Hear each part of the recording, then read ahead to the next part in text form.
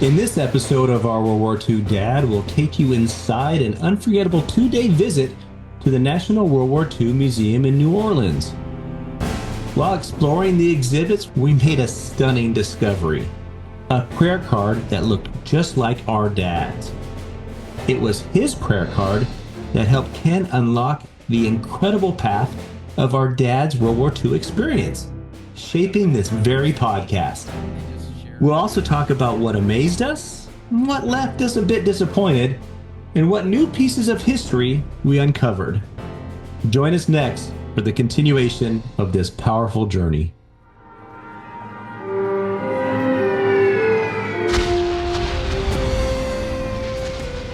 Hello, friends, and welcome to another episode of Our WWII Dad. I'm Chris Cangilla here alongside my brother Ken Cangilla. And today we're going to recap our trip to New Orleans to the National WWII Museum. That's right, Chris. It was a trip that we've been talking about for some time and just kind of kicking around how we could pull this off. And we really got it figured out sooner than I thought we would. I didn't know if we'd be able to get our calendars together, but we just said, let's go for it. So we had a chance to get down there and enjoy New Orleans and visit that museum that's been on both our bucket lists for quite some time. Yeah, it's just a terrific museum, and we can't wait to share with all of you what we discovered.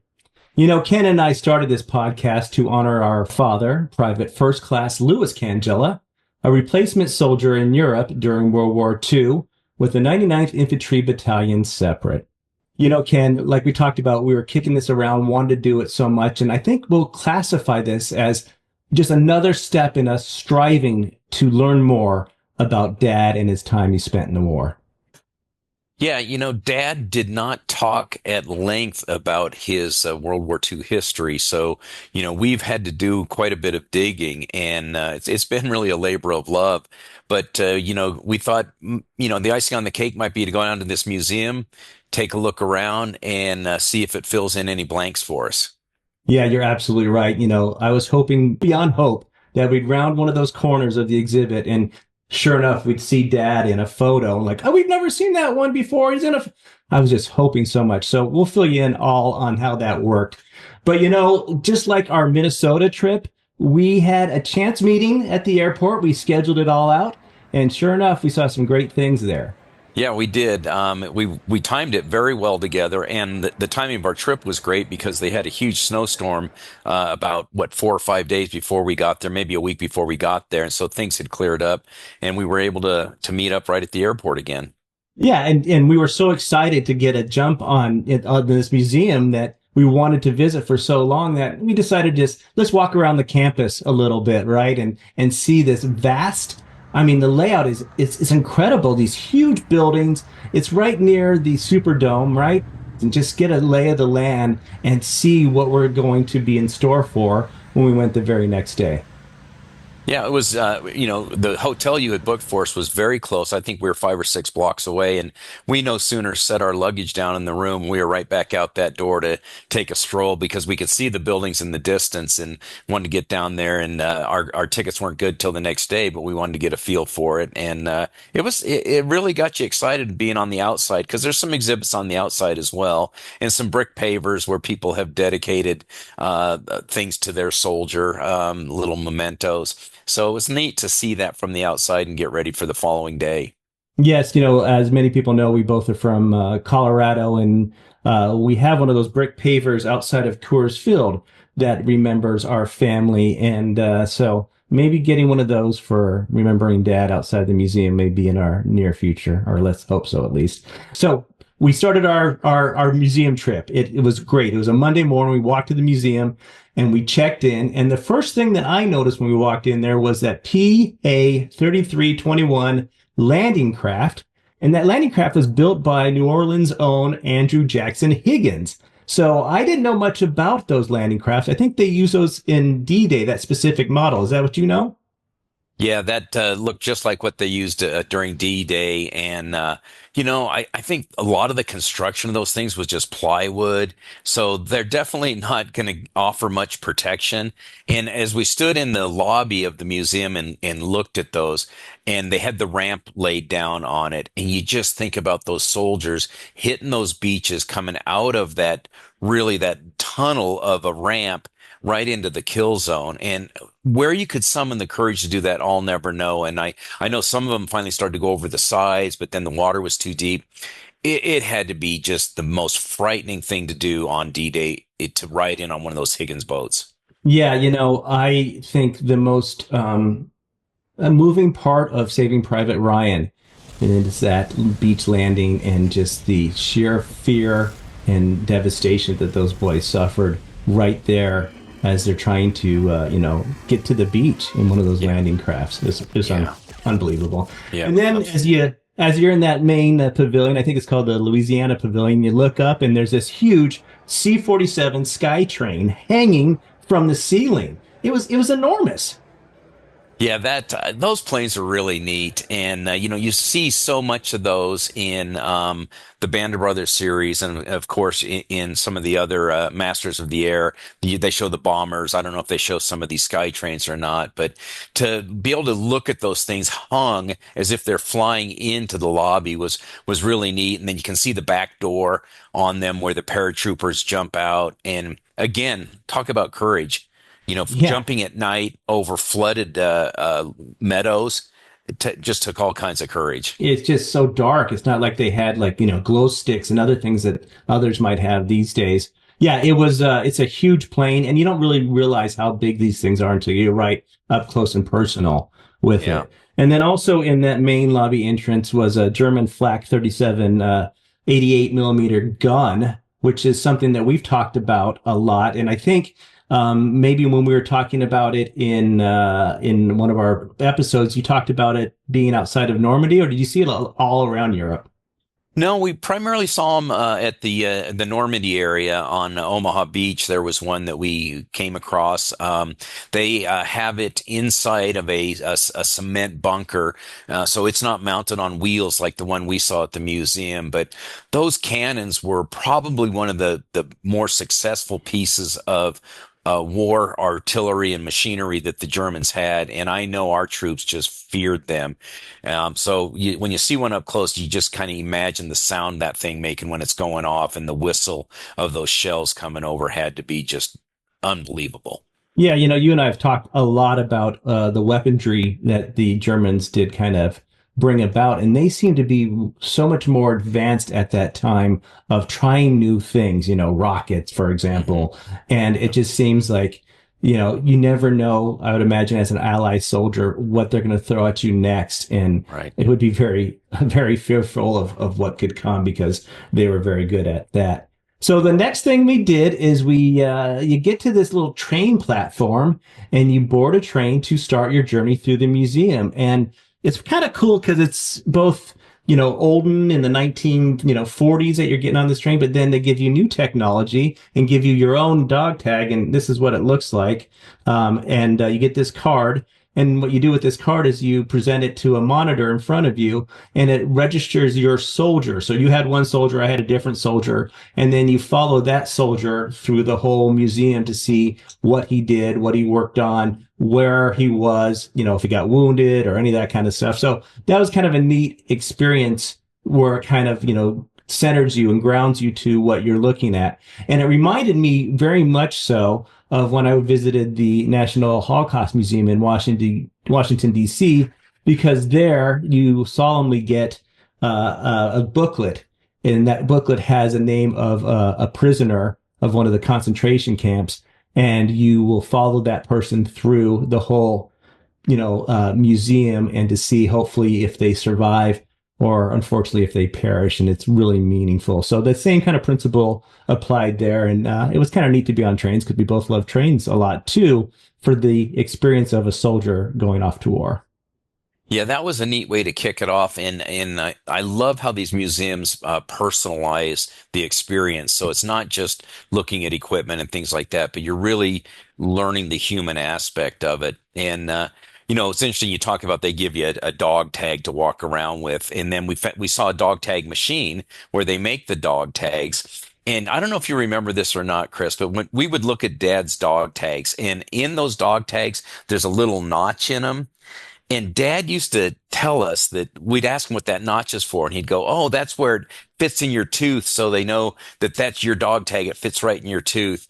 And he was just fooling around with us. And it turns out that little notch is where they put it into the machine, and it holds the metal in place while they emboss it with your actual details. But he made a joke of it to us kids. And I even took it a little bit further, and I'm not sure if this is true or not, and I hate to say this, but I was always thought that the dog tags and the mouth represented that they'd put that in a soldier's mouth and unfortunately kick his chin so that his dog tags would always stay with him if he perished, and that they wouldn't get lost or pulled off or anything. They would actually be embedded with his teeth. It sounds so horrible, but Yeah. I heard that story. So I don't know if that is just fiction or Yeah. where my mind went when Dad said about putting them in your teeth. I just don't know. But yeah, so we had, fortunately enough, a plastic one with a Yeah. little bit of encoding there. So it was a little bit easier on us.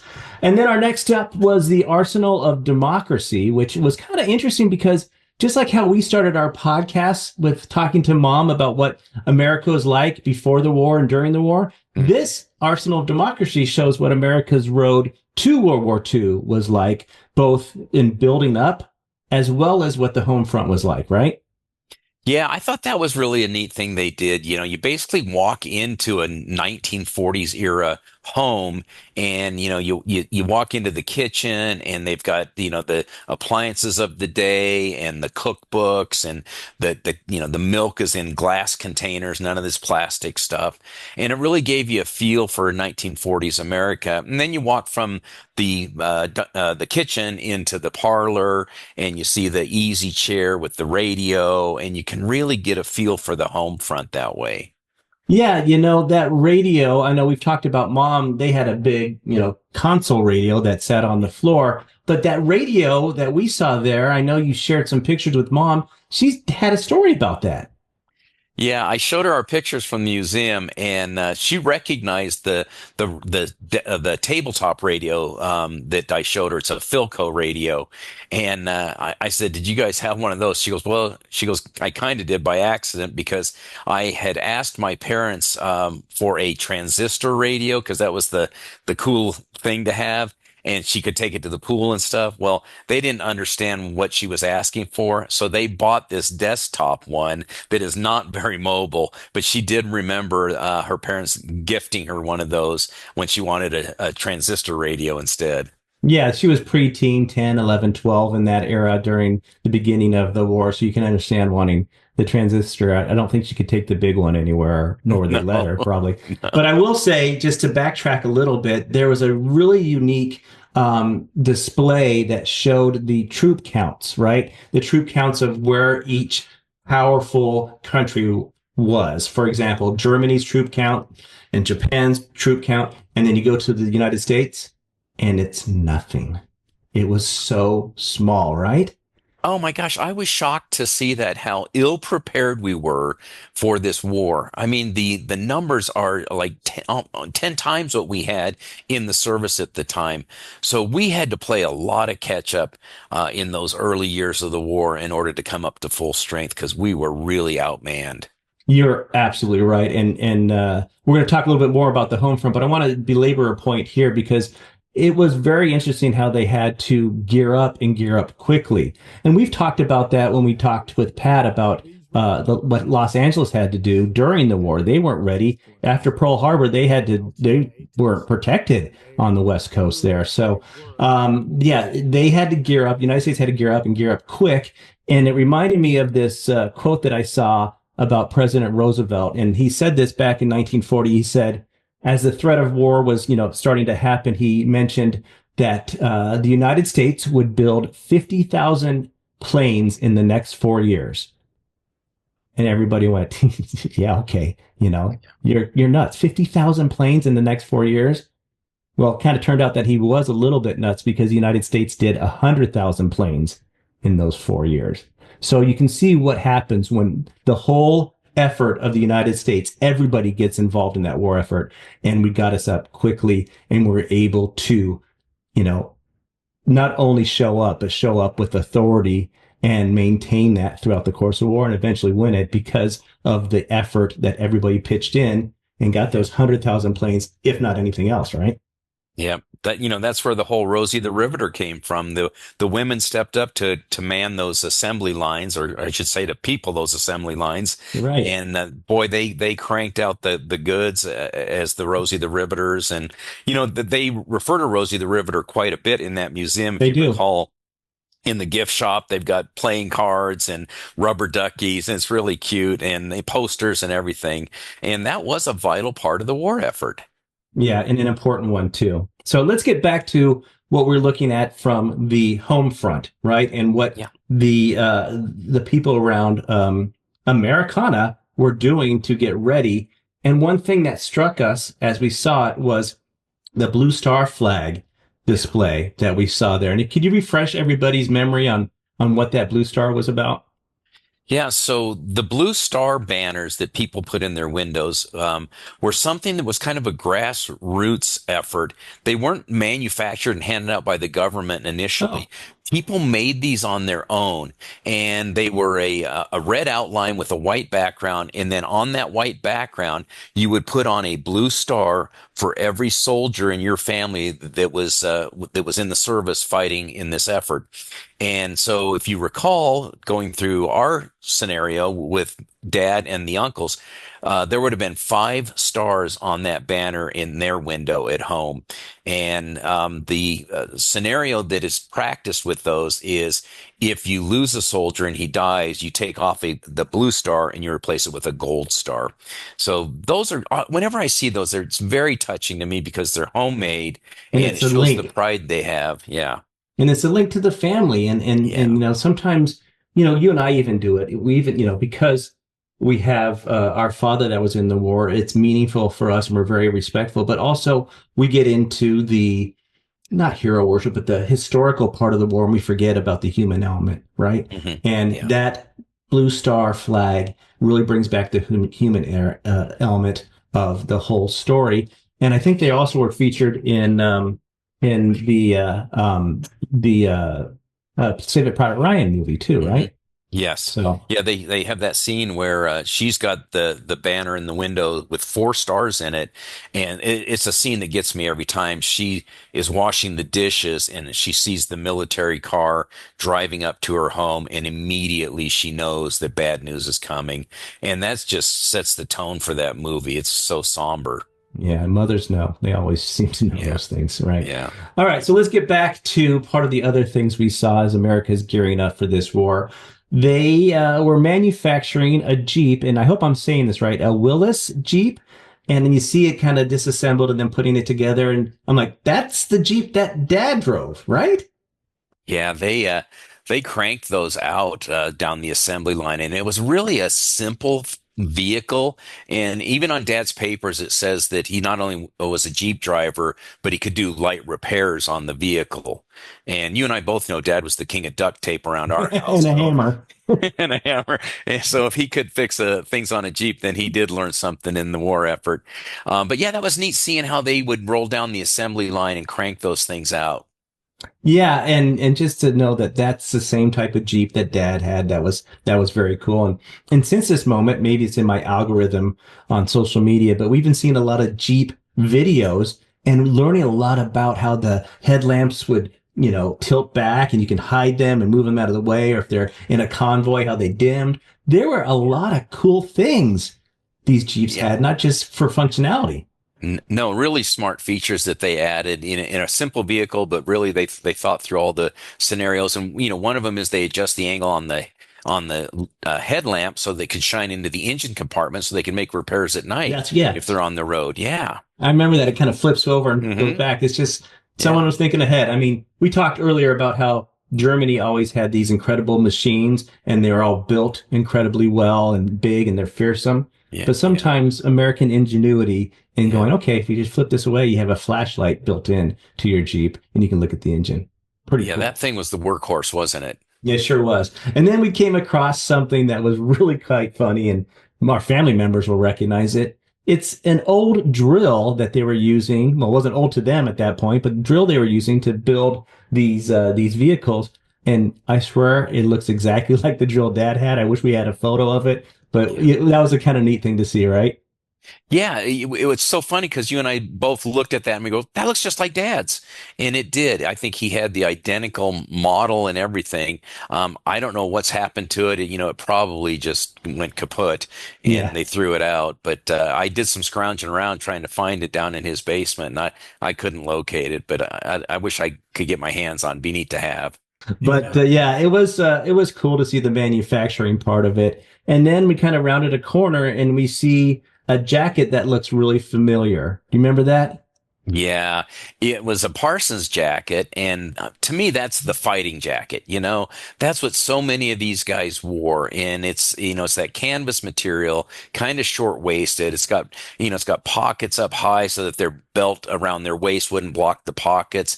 And we looked at that, and then we looked at each other, and we're like, "Yep, that's what Dad was wearing when he ran into Uncle Jamie in Belgium." And the jacket we saw was dirty, but it wasn't quite as dirty as the one Dad was wearing in Belgium after the Battle of the Bulge. Yeah, it was extremely cool. And I think, we'll talk a lot about this, but seeing the same stuff that Dad had and you knew that Dad, it was just seeing it in person, was really quite cool. And then we went around to a display case and they had a lot of the tools that the soldiers used, except for, not their weaponry, but things that, the shaving kit and all these other things. And we see something that strikes us. It's a shovel that these infantrymen would have probably to dig foxholes, right? And we both looked at each other again. Yeah. Yeah, that's just an iconic piece of equipment from World War II. And, those guys had to use them, so often. And so it got me thinking, I hadn't seen Dad's for years. So I went over and went in the garage and Mom knew exactly where it was. And I said, Are you sure this is Dad's from the war? She goes, it moved everywhere we moved. It's his. And here it is, Chris. Oh my goodness. The handle's broken off, Yeah. but this is the one he used in World War II. And if this thing could talk, the stories it could tell us, and it's worn down. I mean, he must have done quite a bit of digging because it's really worn down. If Mom had another one, she bought it at a garage sale, and if you look at the Yeah. edges on it, you can see how sharp the one from the garage sale is. And then Dad's is just rounded from all the use it got. So that's just a really cool piece of World War II history that probably not a lot of people have, and I'm glad Dad saved it. Yeah, and that's the coolest thing that one of the coolest things that this trip afforded us is because we knew about this shovel. We had it a long time ago, but we haven't thought about it in No. years and years. And when we saw that at the museum, we're like, Dad had one of those. Do you think Yeah. we still have it? And Yeah. I hope we have more of those discoveries of things that Dad have saved that we haven't really found just yet. So Yeah. after we saw that incredible treat of the shovel, I rounded a corner and I see this French resistance armband, right? And it Right. looks so familiar to me because it looks like that pin that we're trying to figure out, right? Well, that's on Dad's, Eisenhower jacket. Yeah, that's the pin that we talk about in one of the episodes of the podcast, and we talk about it really shouldn't be on his jacket, but it meant a lot to him for some reason because it's not only on his Eisenhower jacket. I came across another picture of him, and I'll have to see which one it was, but he has it pinned to his lapel on his shirt. So Wow. he pinned it again somewhere. And it's such a mystery as to how he got that. And there's got to be a great story behind it. And it really meant a lot to him, but I have no idea how he got it and why he had it and why it meant so much to him. Yeah, my mind starts to wonder and fantasize like maybe there was a resistance person that helped him, or Yeah, he helped a resistance person and they gave him that as a thank you. right. I really want to know that story and Yeah, and how that came about. It may be lost forever to us, that story, but at least we still have the pin and we can yeah, kind of, think about it. All right, so that was kind of like the home front, and yeah. the next thing we kind of did is we made our attempt to walk to the next exhibit, but we had what I would say theater tickets, and it wasn't Mm, just theater tickets. We saw the Beyond All Boundaries presentation, and that really is like the journey that takes you through the war that literally changed the whole world. And that was in that Victory Theater, and it's an incredible 4D experience. And we wait in line, we get in there, and they show what I would call a presentation film before we go into the main theater. Mhm. And that's narrated by Tom Hanks, who had a big part of putting this together. He's one of the executive producers of this 4D film, and it's quite something. It is an immersive 4D cinematic journey through the war that changed the world, shown exclusively in the museum's one-of-a-kind Victory Theater. A mammoth panoramic screen, special theatrical effects, and multi-layered environments surround you. So yeah, as you can see, it was an incredible experience, and one of the highlights, I think, for us, right? Yeah, it was so well done. I wish we could have watched it twice, on the second day as well. But the sound and the lighting and the special effects, you really felt like you were there. And I jumped out of my seat on that first explosion. It really took me by surprise. Yeah, they even warned some people that might have had, PTSD, I think it's called, right? Mhm. That Yeah. would be a little, skittish of that kind of stuff to Sure. make sure that they can, because it was so really as close as we can get and still be safe. But what was very cool to me is that it had not only the video presentation of the film, but it had parts of it were in real life. So it would pop up that, it could be the cockpit of the plane, and then you're looking through that to the video, or it could be, something in the foreground, or a tank, part of a tank. And so it had this whole kind of 4D experience. The seats vibrated, they had smoke and steam. It was an incredible experience. And boy, it was something that I think I would go back for right now, because it was so amazing. Then we had a brief lunch, which is kind of cool that you can just grab something there. And of course, we were in New Orleans, so I think we both had gumbo, right? I didn't And eat anything but Cajun food the whole trip, Chris. yes, exactly. It was good stuff. Yeah. And then on the way back to the main part of the exhibits, we passed the Forbes Rare and Iconic Artifacts Gallery. And it's, of course, Malcolm Forbes and his story there. But it was kind of off to the side. And I'm so glad that we kind of took a look at it, because when we got there, there was this whole wall display of patches, right? Of all the units that were serving. And well, not all of them, but we looked through all of them that were on that display, searching for the 99th Infantry Battalion. We didn't see that one, but we saw the 474th patch, right? Right. The 474th Infantry Regiment patch. Yeah. So it was so cool, and to see that, because it's one of the links that were truly to Dad and Dad's service there, because that was 99th was folded into the 474th. Right. That patch clearly shows its roots were part of the Viking battalion, because the Viking ship is on there, along with the Rangers symbol above the Viking ship that shows the blending of the two different units into the 474th Infantry Regiment. So that was I think our first real connection to Dad and what he did overseas there. Yeah, we kind of did a deep dive into how the 99th patch was incorporated to the 477th, like you talked about. And it was kind of interesting. I want you all to take a look at this. Like, for example, the red spearhead that makes up the big portion of the new patch was the same as the Special Forces or Delta Force or Special Operations. And the Devil's Brigade, which was the first Special Service Force. So it looked exactly like that shape, that kind of red spear thing. It was very cool. Right. And, in our podcast, when I had showed Dad's Eisenhower jacket, that patch is on there, and we weren't sure about everything in it. Well, one of the things that we saw in it was that black ribbon above the Viking ship. And that black ribbon refers to the Darby's Rangers, which was the first Ranger battalion. They were the ones that invaded North Africa. And Darby was their leader, and he had trained these guys. They were very successful in Africa. But because of these newer recruits, they struggled a little bit.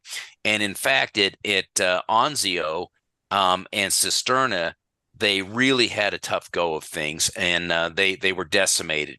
So the remaining Rangers, come January of 1945, are sent to Barneville, France, where Dad sent, and joined with the 99th and these Rangers to form this new regiment, the 474th. That's an incredible story. Yeah, we didn't know what that black ribbon above there was, but it's shaped the same way as the Rangers patch is. And of course, the other element, the third element that made up the 474th Infantry Regiment was the Viking ship. Of course, the Viking ship is from the original 99th patch. Yeah, that's right. And I kind of like it because it's the biggest part of the patch. Of course. So yeah, the 474th patch is quite remarkable because everything's kind of incorporated into it. So that was fun to discover that. So also in the Forbes gallery, we see more about Malcolm Forbes, his service and what he went through. And I saw a little thing that said that he was from Butler, Pennsylvania. And I looked it up. It's 33 miles to the north of Pittsburgh, Pennsylvania, where our dad was from. Yeah, that was kind of interesting to read that. I had no idea that Malcolm Forbes was from that area. I just kind of figured he'd be from New York or something, you know.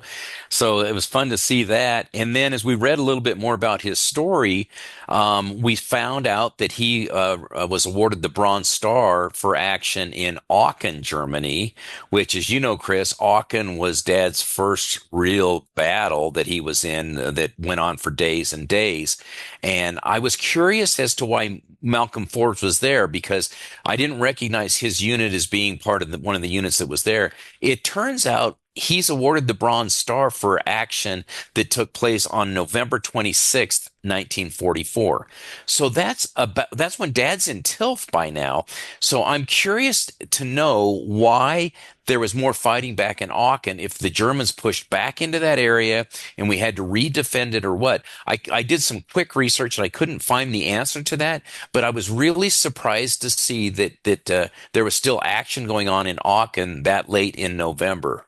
Well, isn't it true, and correct me if I'm wrong, after the Battle of the Bulge and Dad went on to do some other things, they had to come back to Aachen after they that. did. They passed through Aachen when they were coming back from Barneville, and I'm not sure why they went that direction. So maybe there was some things going on there, but Dad didn't go back through Aachen probably until January, February. Oh, that late. It was until April. Okay, so it was quite a time difference. So there probably wasn't any action going on in Aachen. They probably just passed through there for some reason.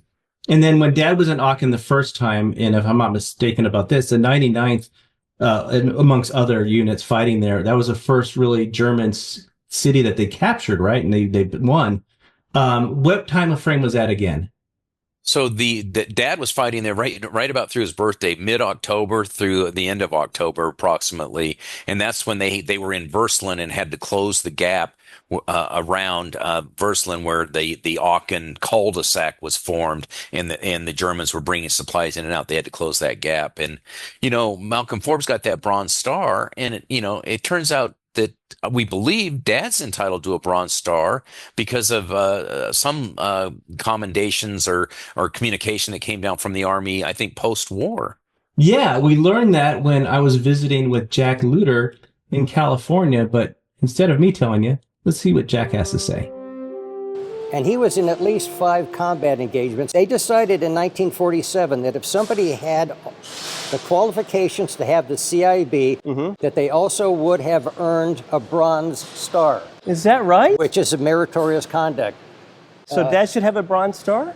After 47. After they ruled Dad. And if you can contact the Army, there will be a citation that says why he earns the Bronze Star, and they will give you a Bronze Star, a ribbon, and a little lapel pin. Pretty remarkable how Jack was able to decipher that and has that information. And we have to get on that and see how we can find and get Dad that Bronze Star. Yeah, I really do need to get on that. I haven't had a chance to dig deeply into it.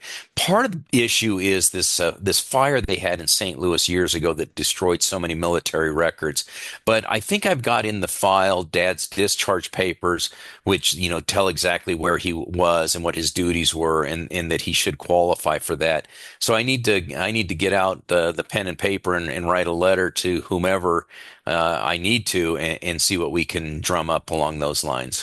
Yeah, it would just be such a cool thing to able to get that for Dad and pin that to his flag where some of his other awards are Mhm. um, in that nice case. So then in that same display of Malcolm Forbes, we see something called the Sharpshooter's Qualification Badge. And I have never seen one of those before. And on it, it has what he qualified for, which was like a rifle and a carbine Yeah. rifle as well as a pistol and then a machine gun. So that his qualifications, but Yeah. Dad had the qualification of a sharpshooter for rifle, right? Yes, he did qualify for rifle, and as I went through his paperwork, and I read every single line on it, I did find that I believe it was while he was in England in August of 1944, before he joined the Viking Battalion, he was continuing his training. That he had a high enough score to be qualified as a sharpshooter. So, I don't know if that same type of decoration that Malcolm Forbes had, if Dad would qualify for one of those with just the rifle emblem on it or not. But that's another thing I'll look into once I start sending the correspondence back east. Yeah, we're doing the good work there. At least you are. Yeah. I'm just kind of reminding you. The next thing we saw is we saw some of the weaponry of these infantrymen, and we saw a bayonet that would be attached to a rifle, and that was kind of cool because we never talked to Dad about his Mhm. bayonet, and he never saw one in any of the pictures. But what we did see in the pictures of Dad was his M1 Garand rifle. And it was cool to see that in person as well. Don't you think? Yeah, that rifle was a key component to our success there because the Germans were primarily using rifles that were single shot, and then they'd have to Like a bolt action? bolt action. Thank you. Yeah. And so that would slow them down. And with the M1 Garand, it was semi-automatic. So once they put that cartridge in, I think you could fire 8 rounds out of it before that cartridge would spring out. You have to put another one in. So it was really a good weapon for the infantry to have, but it was a heavy weapon for a guy that's 5'6" to carry like Dad. And I'm sure he hated it and loved it at the same time. Yeah, it probably saved his life and got him out of a scrap or two, but probably hated carrying it around. Oh, Yeah, we yeah. learned more about the size and weight of that also from Jack Luter. Let's take a look. And he wasn't carrying a carbine. He was carrying the M1 Garand, which weighs about 8 pounds. I think we have a photo of that. Yes, don't you we? have the picture of him with Yeah, his brother. let's take a look at that. Is that Yeah. it right there? Yes. This thing weighs 8 pounds and it's very long. It's going down almost to past his thigh Yes. there. I'm 6 feet tall. I got blessed with the height. He didn't get that, so No. he was a pretty tough guy. Well, yeah, you had to get used to swinging that weight around, and there's no doubt that he shot at people. Maybe he killed people. He would never have told you whether he did. No, they never talked about that. No, they stuff, didn't. did And there he is. Yep. You can see the whole length of the M1, which we all call the Garand now, but it's the M1 rifle, which he had a sharpshooter medal for, which is the middle qualification. So he was in the thick of it. That says Oh, you were in the thick absolutely. of it, Oh, right? yeah. Wow. So yes, a 5'6" Italian carrying a huge gun like that, as I said, it goes from his kneecap to his above his head is quite remarkable, and he was tough for sure. The next thing we saw in the Forbes gallery was some of the home front things of other the Americans there, and I saw something that was interesting to me that I've never seen before. It was called the blackout buttons, and these were kind of like glow in the dark buttons that you could wear during blackout times in America, so people can see you, but planes and other things can't, which was really remarkable. Yeah. Yeah. I'd never seen anything like that before. And I wonder if they were distributed in the United Kingdom as well, because they really With the needed them there Blitz. because Yeah. during the Blitz, everything was blacked out. Yeah, for sure. Yeah. And then there was also in that same display a ration book. Yeah, the ration book was there, and it certainly brought back some memories. I showed it to Mom, and she recalled what those times were like when they had to worry about not only food rations but gasoline rations. Yeah, she shared some of those ideas in our first episode. Now, of course, we all know that Americans were asked to do what they could, the ones at home, to support the war effort. What did you guys do, or what do you have to do without? Do you remember any of those things? Oh, yes, I do. Butter and sugar were scarce. And I remember the story my sister told that she went to the market to buy some pork chops. And she said to the butcher, I would like 4 nice pork chops. And he said, lady, so would I. You couldn't get them. And we had to do without quite a bit. But fortunately, we had an uncle, and I don't know where he got these things, but he got canned goods for us. And so he would give those to my dad. So we had a little extra, and that was kind of nice. Okay, Mom, And Mom, the statute of limitations is up. You can name the uncle, and you can say it was the black market. it was Uncle Moody, and it was the black market. What kind of stuff was on the black market? Could you get pretty much anything? Chocolate and all that kind of stuff was scarce, right? Oh, absolutely. But my dad was a produce broker, just like your father was. And he told me about another man down in the produce yards there. And he sold produce right from his store. And if somebody came to him and said, I want to buy some bananas, he would say, fine, but you have to buy 10 sacks of potatoes too. Hmm. So that's how he made big money. My father would never do that. Yeah. But that was the black market. People took advantage of people. Mm-hmm. Mom, were there other things going on to help support the war? Like- like tire drives or things like that. I don't remember that. I just know you prayed that your tires didn't need to be replaced. And there was a shortage of gas. My father had A, B, and C tickets that you would put on your car, stickers. And he had a C ticket, which gave him more gas than most because he couldn't get to work. He worked odd hours and he couldn't use the public transportation. So we had a little bit more gas, but we still had to be very careful how we used it. Now, So go ahead. I was just going to say, so he would go into work really early in the morning, and the streetcar wasn't running at that That's point right. in time. That's right. So Yeah. I've heard the stories, I think, in the past that you guys would save bacon grease. What was that Oh, about? yeah. Oh, anytime that Mom was rendering any kind of meat that had fat on it, she would strain it into an old Crisco can, and we would save it until it was full. Then I would take it to the butcher, and he would give me money for that grease. And I think, Kenny, you know what they used that grease for? Yeah, I had to look it up, and they actually took that grease and would use it in some fashion to make glycerin that was ultimately put into explosives. So that's what we did. I know you're a good cook, Mom, so you weren't poisoning anybody, getting rid of it that way, but you might have taken care of some Germans because of the grease that you supplied. That's right. Good work there. Once again, Mom coming with the history lesson for us all. That was taped when she was 91. She's now 93. And you still lean on her for some guidance and all this stuff, right? Yeah, I do. She's got a better memory than I do. It's incredible.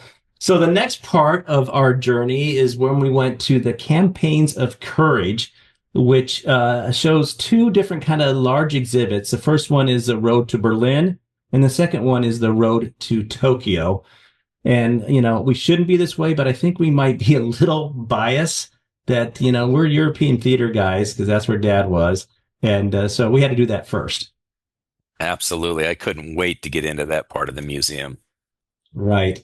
And as we started through that museum, we noticed some weird plaques on the wall. And I wouldn't say weird, but some interesting ones. Can you remember what they were for? Yeah, it recognized Tom Hanks's father, and they dedicated one part of the museum to Amos Hanks. They had a wing dedicated to him. And there was another area in that close by that was dedicated to Steven Spielberg's father, Arnold. So those 2 gentlemen fought in the war, had various duties, and Chris, I got to thinking about that. I just wonder if Spielberg's and Hanks's drive for producing these movies and starring in them, in Tom Hanks's case, did they get that same drive the same way you and I kind of got the drive to research our World War II dad's history? Yeah, you got to think about it. I mean, they are World War II sons as well, and they have their World War II dads. And I mean, this has driven us so much ourselves. I mean, it is our passion project, and it's what really has brought us closer to dad, and closer to each other. It really, really fuels the fire of our desire to learn more, is having this link. And so you got to think, Tom's dad, like you said, is Amos, and I guess he was a mechanic in the Navy during You're World right. War II.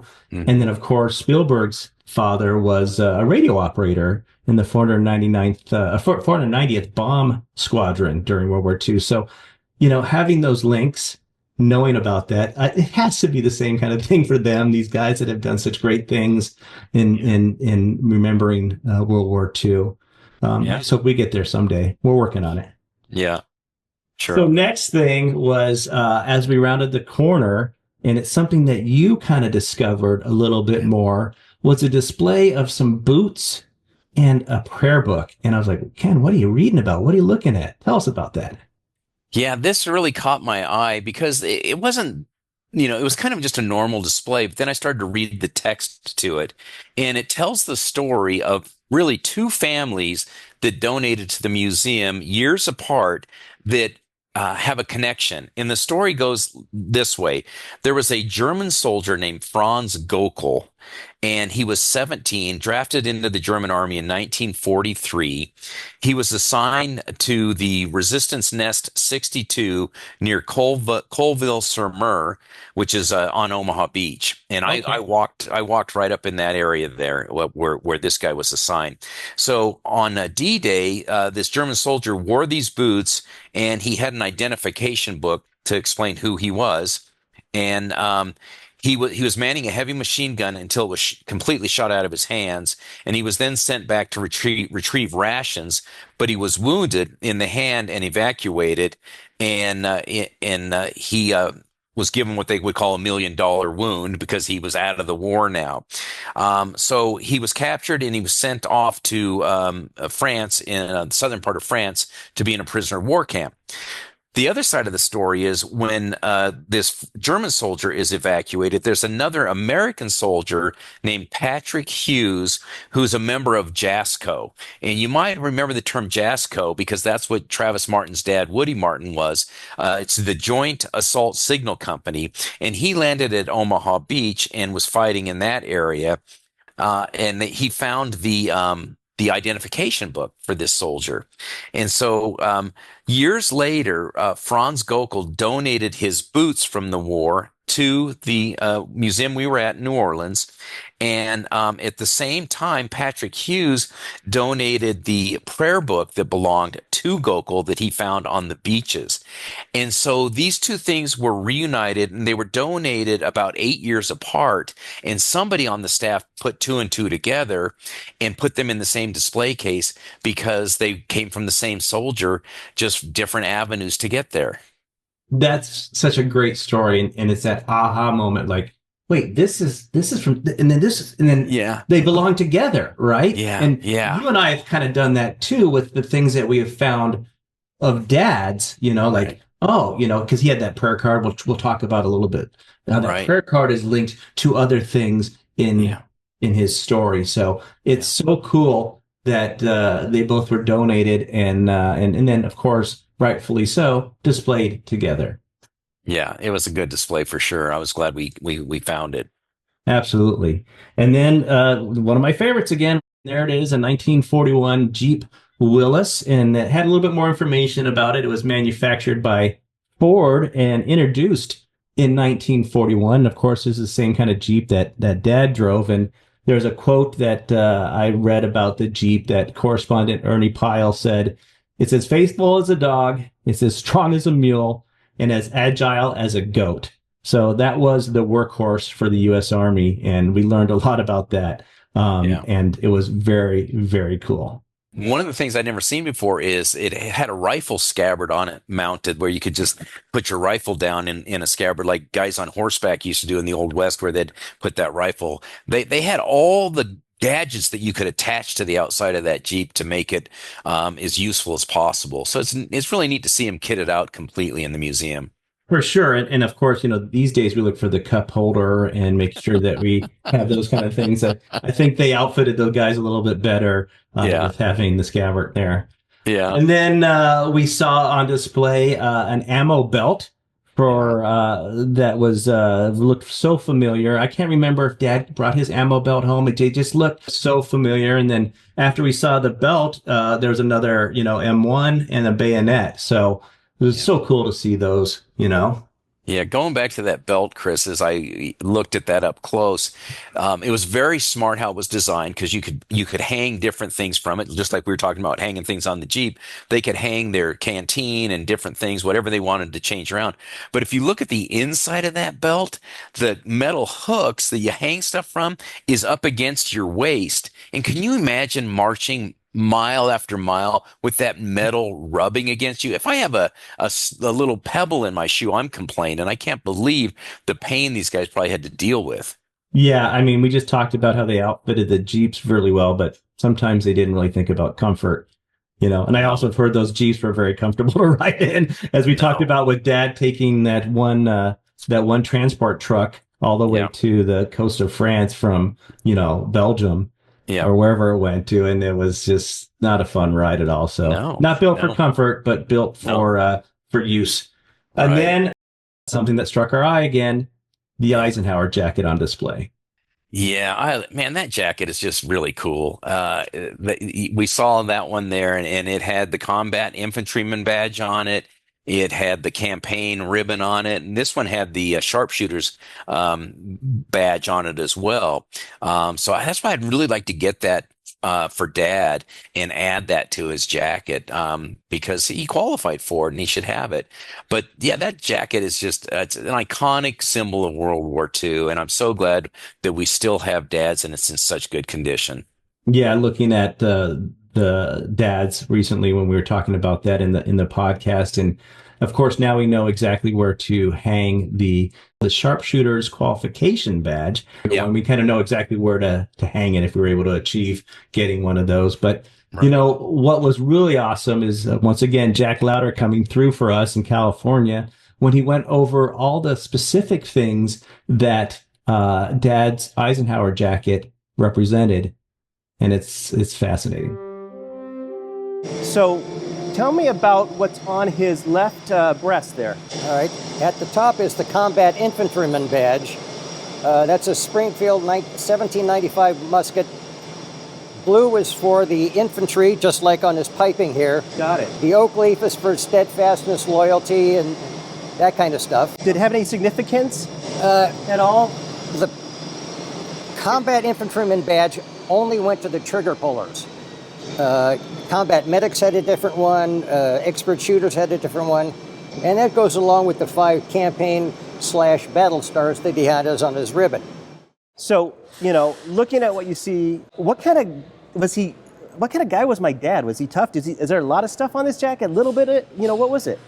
Your dad was a killer. He was a trigger puller. Wow. So what do you know about his, is that a beret? Is that what you would call it? What do you call those? That's called an overseas cap or a garrison cap. I'm going to guess that this picture is hand-tinted because your dad was not having color photographs taken in 1943. Yes, sir. So somebody hand-tinted that piping very nicely. This is the way... That's the real one, huh? That's the color of the hat, and that's the color of the infantry piping. That is incredible. Enlisted men all wore the piping that matched the color of their specialty. Yellow for cavalry, red for artillery. Yes. Blue for the infantry. Right. And his cap is probably this cut, maybe a little different. So, Jack, what are these? These are private first class chevrons. Your dad in that training picture wouldn't have any rank. However, on this Ike jacket, when he's gone through the war, he should have one on each sleeve at about the position between the shoulder patch and the elbow. Is that right? One on each sleeve. Yes. So they should have been on there, and maybe they were not ever given, or do you think they might have taken them off? What do you know about it? Maybe he didn't care. Well, Jack, this is incredible. We thought we knew a lot of this stuff, but for you to do the research you did and I love it. try to find these things, I can't thank you enough, my friend. Oh, it's my pleasure. This is wonderful. Thank you so much. How about Jack, right? Gosh, good job. Thank you. Jack has a wealth of knowledge, and gosh, it was so great to meet him and talk with him on that stuff. But back to our tour of the museum, we came across this incredible helmet on display that was struck with a bullet, but not only was it struck, it came out the other side too. And I don't believe that the guy wearing it was hurt or something. No, You remember? He wasn't. He was very lucky. Yeah. Yeah, quite a souvenir. And what's funny is when we get to the Pacific Theater the next day, we were able to see another helmet from that theater of operations. The exact same thing happened, and the guy survived. Now, I think you probably have heard or seen some of the videos and explanation about the strap on the helmets that you would see a lot of servicemen not wearing the strap Right. with the helmet because of the concussion bombs and everything that would happen. It could really give you some injury. Even though they're supposed to wear the strap, they tended not to do that because they learned quickly, I'm not putting that strap on my helmet. So all the time, we'd always see in the war movies, they'd run around and their helmet would fall off and they had to grab their helmet and put it back. And I was like, why don't you have that strapped on? Well, we kind of know why they didn't have it strapped on because they're smarter than the rest of us. They were worried about getting injured. So they protected them a great deal if you wore it the right way that the soldiers knew how to do it. They sure did. So after that, we came across a small link to our story. There was a mention of the 10th Mountain Division, and we saw an Eisenhower jacket with a patch on it, as well as a photo and then an explanation of what the 10th Mountain Division was all about. And Ken, you learned a lot about the 10th Mountain Division. Yeah, the 10th Mountain Division really is sort of part of Dad's story because the 99th Infantry Battalion separate trained at Camp Hale right alongside the 10th Mountain Division. Now remember the 99th Infantry Battalion was only about 900 guys. The 10th Mountain Division was about 15,000 guys. So the 99th was dwarfed by them. And the 10th got a lot of publicity because they're a bigger unit. And they've really been tracked in Colorado quite a bit because they're the guys that started a lot of the ski resorts here. So I went to see an exhibit in Denver that featured the 10th Mountain Division. It was a temporary exhibit, but they had a lot of really interesting things from guns that were on sleds, all the way through the mules that the guys used in Denver. And then if you go up to Vail and ski, there's a small museum there as well. And there's also a statue that marks one of the original 10th Mountain Division guys laying out the Vail ski resort with a local rancher as they're trying to figure out where to put the ski mountain. So yeah, the 10th Mountain is near and dear to our hearts. For sure. In that area of Vail, in case anybody goes up there, it's like a central plaza. There's some flags there. And then, of course, you have the soldier statue in all white marching through the meadow there. Is that where it is? What would that area be called? It's called the Covered Bridge area. So there's one covered bridge in Vail. It's an iconic bridge that they have there. And the 10th Mountain statue is just outside of that. And then the 10th Mountain Museum is up the stairs a little ways towards the parking lot. So if you're ever there, check it out. It's really kind of neat to see that things. And on the other side of Bridge Street is the 10th Mountain Whiskey Shop. So I would recommend a stop in there as well. There may be, or there may not be whiskey in it. I don't know. I got this lovely, I guess this would be a pint glass at the World War II Museum. Right. And so, it could just be Diet Coke in there, but I'm not saying. Yeah. Anyway, back to our tour of the museum. We were walking through part of the museum, and I looked up, and we're in this barracks, right? And there's a hole in the barracks, and this incredible exhibit has video projection of these planes overhead flying, and it really captured both the devastation of you had to live in this place that might have been bombed out, but also these things are happening right above your head. That was a cool exhibit for me.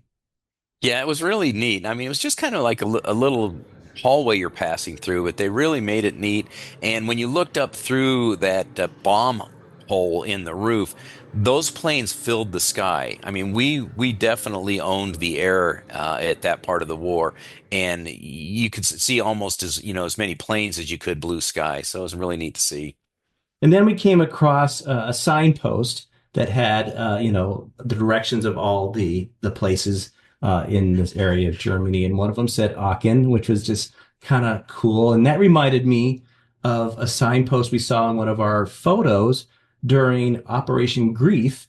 And that's where the SS were turning signs and changing them. So there's a famous photo of them. And I think it was probably close to Malmedy or one of those areas, right? Do you remember that photo I'm talking about? Yeah, that photo. Yeah, it shows those guys messing around with the signs. They're driving by the signs, and I think in the background on the signs, I think at least it says Malmedy. I'm not sure if Aachen's on there too, but Malmedy's listed on there. And that the Operation Grief is when the German soldiers wore American uniforms. They spoke pretty good English, and they pretended to be American soldiers, and would pass through these areas that we were already in, and then they'd flip the signs around and direct traffic the wrong direction, things like that. So. Yeah, that was definitely a big part of the beginning of the Battle of the Bulge. Right. And then one more thing before we get there is I saw a map of Aachen, and it looked like the Germans or the Americans, I can't remember which one was stalled out right there at the Siegfried line. Am I saying that right? Yeah, Siegfried. Yeah. Siegfried Yeah. line. Yeah. And explain to us what that was again. Yeah, so the Siegfried line is immense. It goes from up near Aachen all the way down to Basel, Switzerland, and it's a series of fortifications that are called Dragon's Teeth that are made to impede tanks from crossing into Germany. And there's bunkers. I mean, it's well defended, and this all took place after World War One. The Germans prepared these defenses. So once we took Aachen, we had to push through there, and that was in our way, and that slowed down operations tremendously. Right. We can't get those tanks through, and the tanks need to support our infantrymen going through there and make them safe. So, yeah, that was pretty cool. But then we got to probably the most treasured area that we wanted to visit during this whole trip to the museum, and that was the exhibition on the Battle of the Bulge, and that incredible event that took up so much of our hearts and souls because we knew Dad was there and we wanted to learn everything about it. But it was just such an incredible, bloody, horrible war. We see it, portrayed in the Band of Brothers when they're, outside of Foy and then in the Ardennes forest. Just an incredible part of the campaign. And boy, we spent a lot of time there. Yeah, the museum did a great job on this section. I thought the setting was in winter. It was cold in there. They displayed a lot of the things that took place at that point in time, and it really gave you a feel for what it was like to be in that area during December and January of 44 into 45. And you're right, Chris. It really touches our hearts because we know that was a tough place for Dad to be in, and that's where he celebrated Christmas in December of 1944, and that had to be really hard from a homesick standpoint. Yeah, I mean, not only is this one of the worst campaigns and battles that we had to fight in, but you're doing it in the worst part of the weather conditions in the snow in the winter. You're doing it during the holidays when you're probably the homesick the most. So it was really pressing on these guys, not from just a physical standpoint, but an emotional one, I would imagine as well. Yeah, And and the other thing that occurred there that they showed us was the Malmedy massacre. They did have a little bit of an area focused on that, and of course that's a big part of the story we tell because Dr. Mingy from the 99th was the battalion doctor that helped save one of the soldiers that survived that Malmedy massacre, and that's just a really big historical moment in World War II history. You're absolutely right. Yeah. The mention of the Malmedy massacre, and of course, like you said earlier, the films and displays. You hear soldiers telling the stories, and there's like almost like snowing, and it's just like you said, it's just an incredible setting. And I was so thankful to be able to check that out and see what we were looking forward to seeing.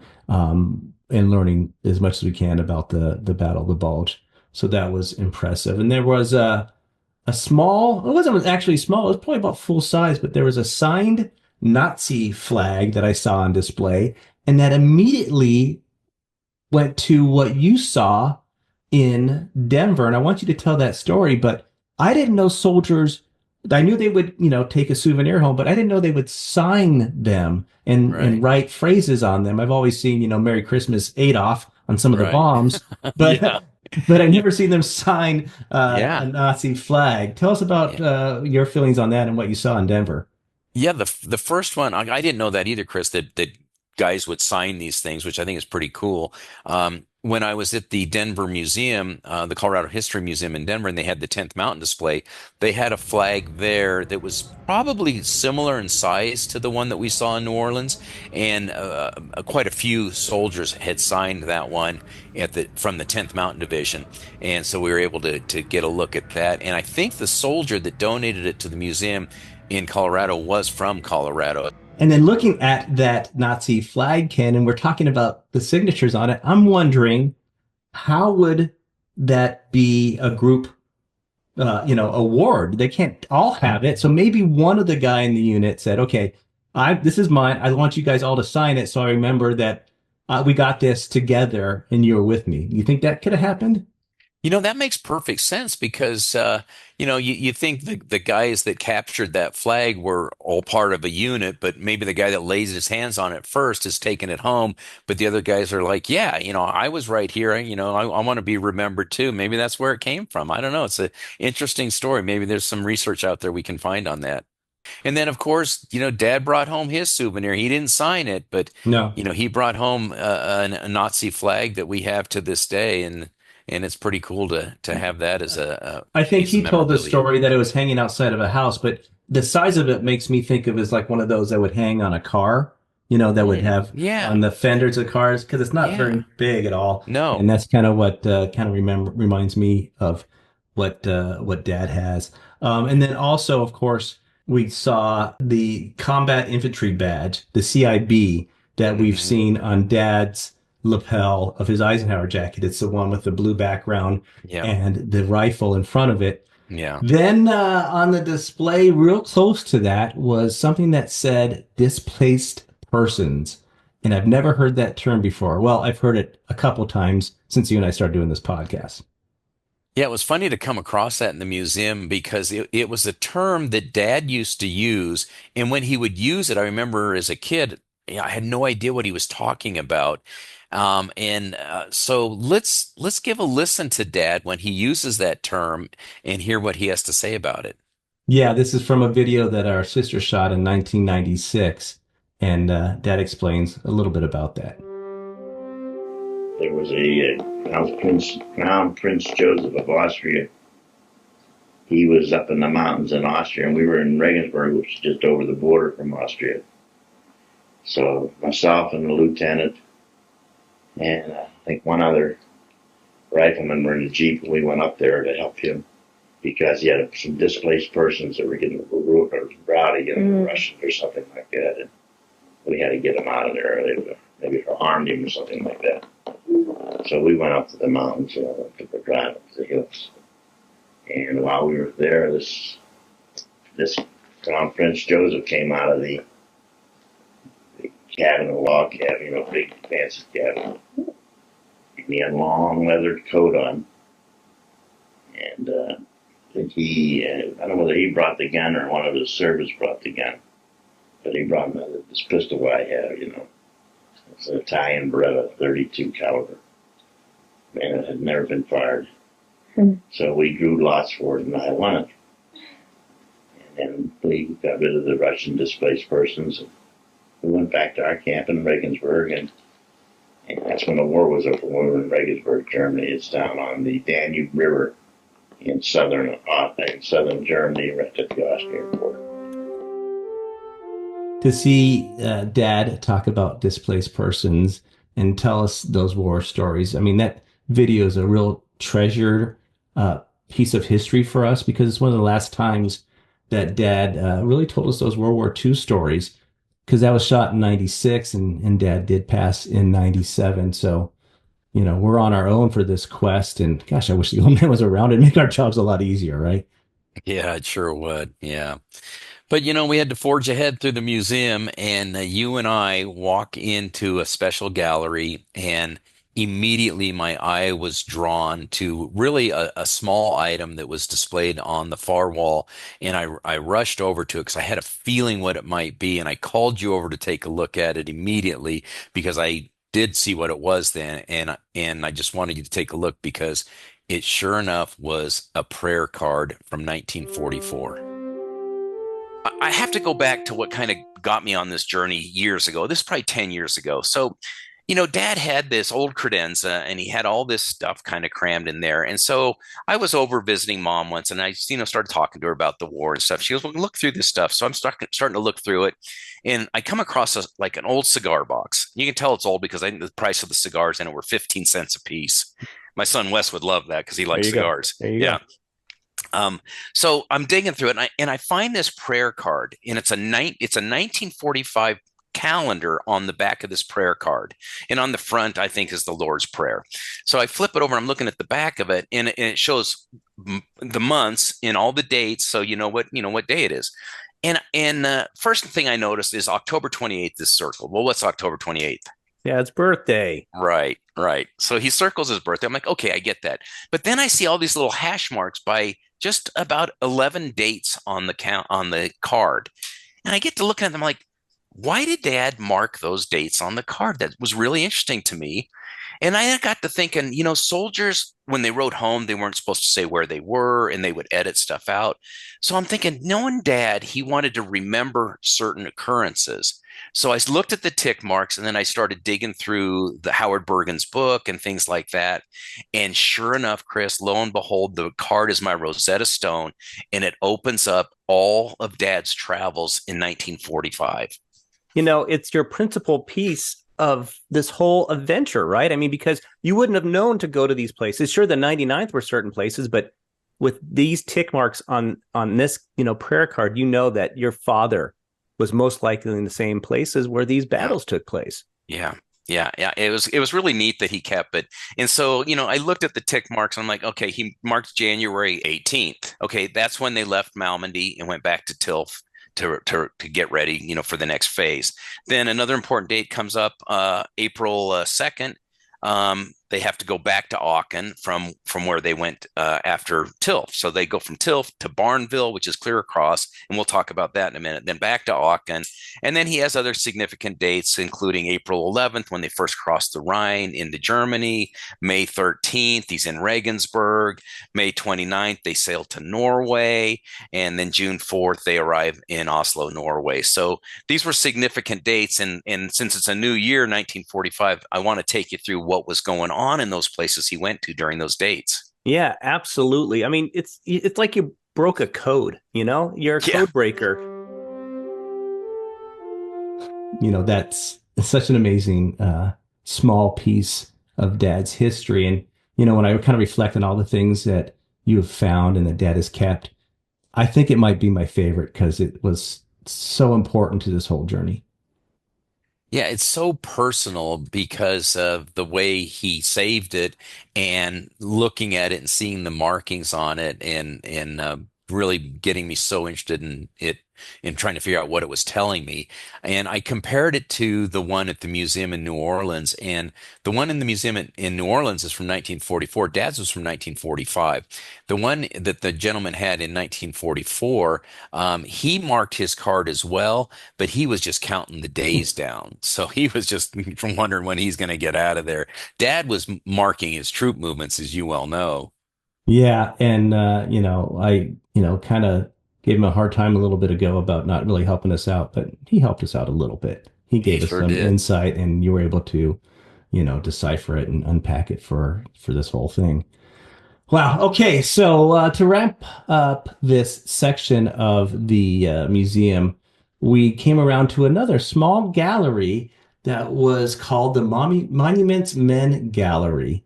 And in it, it had a map of all these areas where Germans had stored stolen artifacts artwork, gold, whatever they took from all the places that they pillaged and kept. And one of them was the Merkers Mine location, and we have a connection to that one.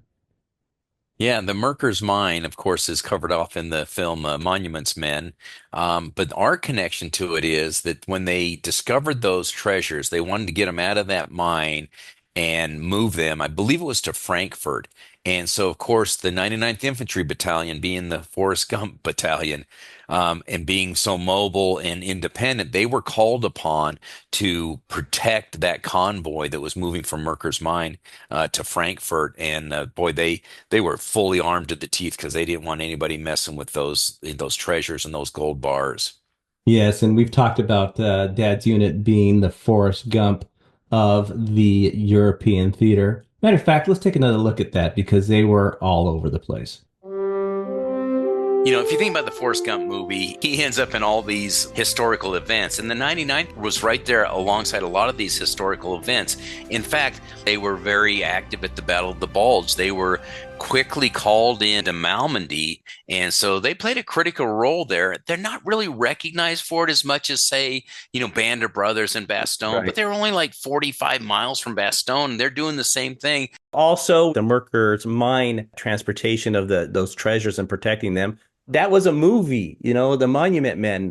And this is the more somber point. A few of the 99th guys were called into Buchenwald, a concentration camp, witnessing the Holocaust as well. And then they were able to welcome the King of Norway back from his exile. I just love thinking about the 99th as Forrest Gump. They were in these incredible sites, doing what is asked of them without wanting the recognition, just doing their job. So it seems that there's a lot of Tom Hanks references in this podcast. Of course, he was Forrest Gump in the movie, and he was a big part of this 4D presentation, executive producer, and his dad has a mention in one of the galleries. So a big part of a World War II son's effort to honor his father and to honor so many others. After that, we kind of looked at the Liberation Pavilion, and in that was the Freedom Theater, where we saw the film Horses of Freedom at Home and Abroad.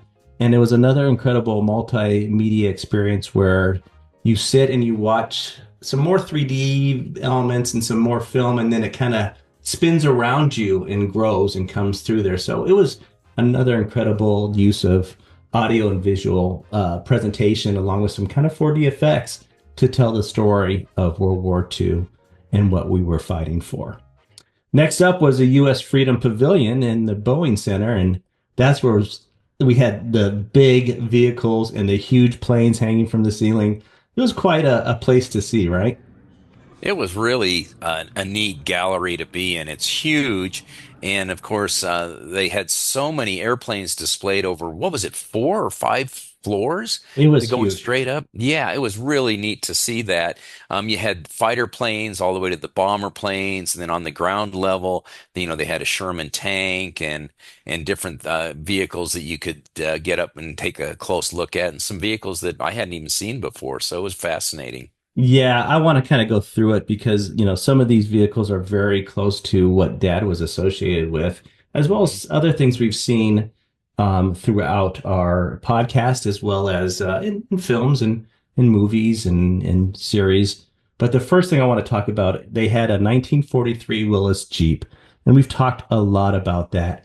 And my goodness, looking at that Jeep, I can just imagine and see Dad in that Jeep because he drove many of the, COs around, his commanding officers. So that was his main job, right? Being a Jeep driver or a truck driver, they said, as well as an infantryman.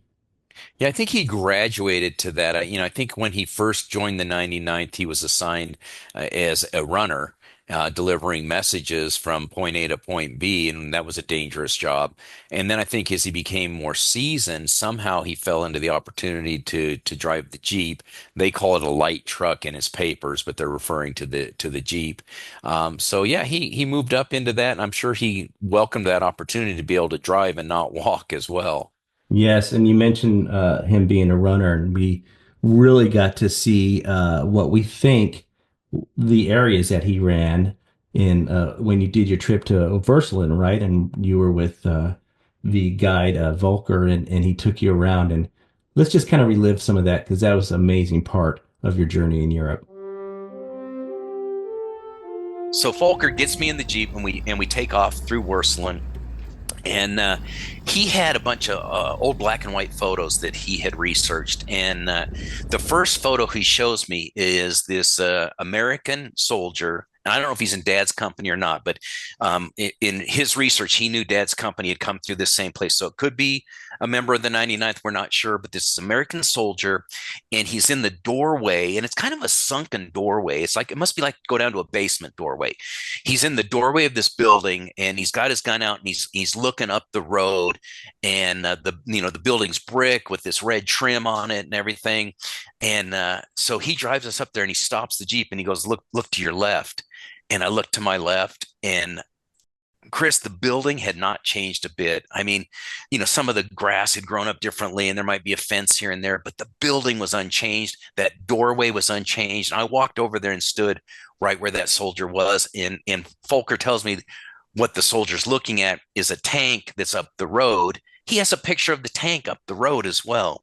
So it was great to be able to see that building exactly as it was. And it's a knocked out German tank. It's smoke still coming out of it. And in that picture, there's two soldiers, one on the right hand side in the hedges, kind of looking up, is it safe to move up? And then another soldier's on the left hand side of the street, behind the building, kind of looking around. And one of the interesting things that occurred to me when I was there is do you remember Dad telling the story about when he was what they called a messenger? That's in his paperwork, and it shows that he was a messenger and then a Jeep driver. So as a messenger, they're called runners. And so what a runner does is he's given a message by the command to say, hey, take this message, you got to get it down to this sergeant and tell him this is what we want him to do. So Dad's got this message, and he tells the story that he was ready to take it. So he inquires where the guys are, and somebody goes, yeah, they're down this way. And Dad says, okay, have we cleared this sector? Is this a good route to go? And the guy goes, yeah, you're fine. Go ahead and go down that way. So Dad says he took off running. And this is what I pictured in my mind when I was at this location. He takes off running, and there's houses on one side and a field on the other side. He's running right along the houses, and a machine gun from on the other side of the field opens up on him. And he just hears, that sound of that MG42 coming at him. And he said the first doorway he got into, the door was open, and he just dove in to get safety. What he didn't realize is it was a door to a basement, just like that picture of the man standing in the doorway. That was a basement door. He dived straight out, but there's stairs going down. So, you dive this way, but the ground's dropping below you. So he dove all the way into the basement. He hurt his wrist or his thumb at the time. And I said, what did you do? He goes, I kind of waited till it got dark. And he goes, after it got dark, he goes, I was able to move up the street and deliver the message. But I remember as a kid when we'd ride on his back and he'd give us piggybacks. Yeah, he would never put his hand flat on the ground. He'd always make a fist because that wrist hurt him. And that's why that wrist always bothered him. So those are the memories that flooded back to me when I pictured him in that same situation as that soldier in the doorway at 18. Maybe he ran up that road. It was probably a road similar to that where they opened up firing at him, and he did what his instincts said to do, which was to dive in the first opening you could get to and hide out. Yeah, the basement, not knowing that was a basement and diving in there, no wonder. Like I said, Dad kind of used his fist when he'd give us piggyback rides because he hurt his wrist diving into that basement back in that time. Back in the museum in the Boeing Center, we came across the CCKW hardtop vehicle, and that looked really familiar to me as well. It was like a troop transport kind of truck because it made me think of a video that we saw. Can you explain what we saw in the video and what this truck could be? Yeah, those trucks, I think the guys referred to them as the deuce and a half because they were 2.5 ton trucks, and they moved a lot of troops on wooden benches. And you and I both dig through the YouTube videos all the time, and I saw that one video from Maastricht, which was where the canal drive took place, and there's even a sign in the background that shows Maastricht, and these soldiers are going by, and I swear this soldier in the back that flicks his cigarette ashes. Looks just like Dad, the same build, the same mannerisms. So it could very well have been him. We might have actually got a glimpse of our World War II Dad in the back of one of those trucks. Yeah, those trucks, just to see one up close and personal, and then after looking at that video, it's like, yeah, that definitely could have been him in there. Yeah. And it's like I said earlier, it's our we're striving to just find more stuff about Dad, and I wanted to walk around the corner and see a photo of him, in the field. But seeing that truck, that was kind of cool, and because that. It may not be that one, but he definitely was riding around in them because that's how they got around. Yeah. Then we came across the M4 Sherman tank, and that was an incredible vehicle to look at. But then you had a question that I don't know if we've ever answered. Have we? Yeah, we couldn't quite get the angle on viewing the tank that we were trying to figure something out. So there's the machine gun that's mounted as part of the arsenal there. And it looks like whoever mans that machine gun has to be outside of the protective layers of the tank to work it. But we couldn't really see any footrests or how all that came together because it was just a little too high for us to see. So I would love to hear from somebody that could explain to us exactly where the machine gunner stood. Did he have any protection at all, and how all of that worked? Because they used that machine gun quite a bit on those Sherman tanks.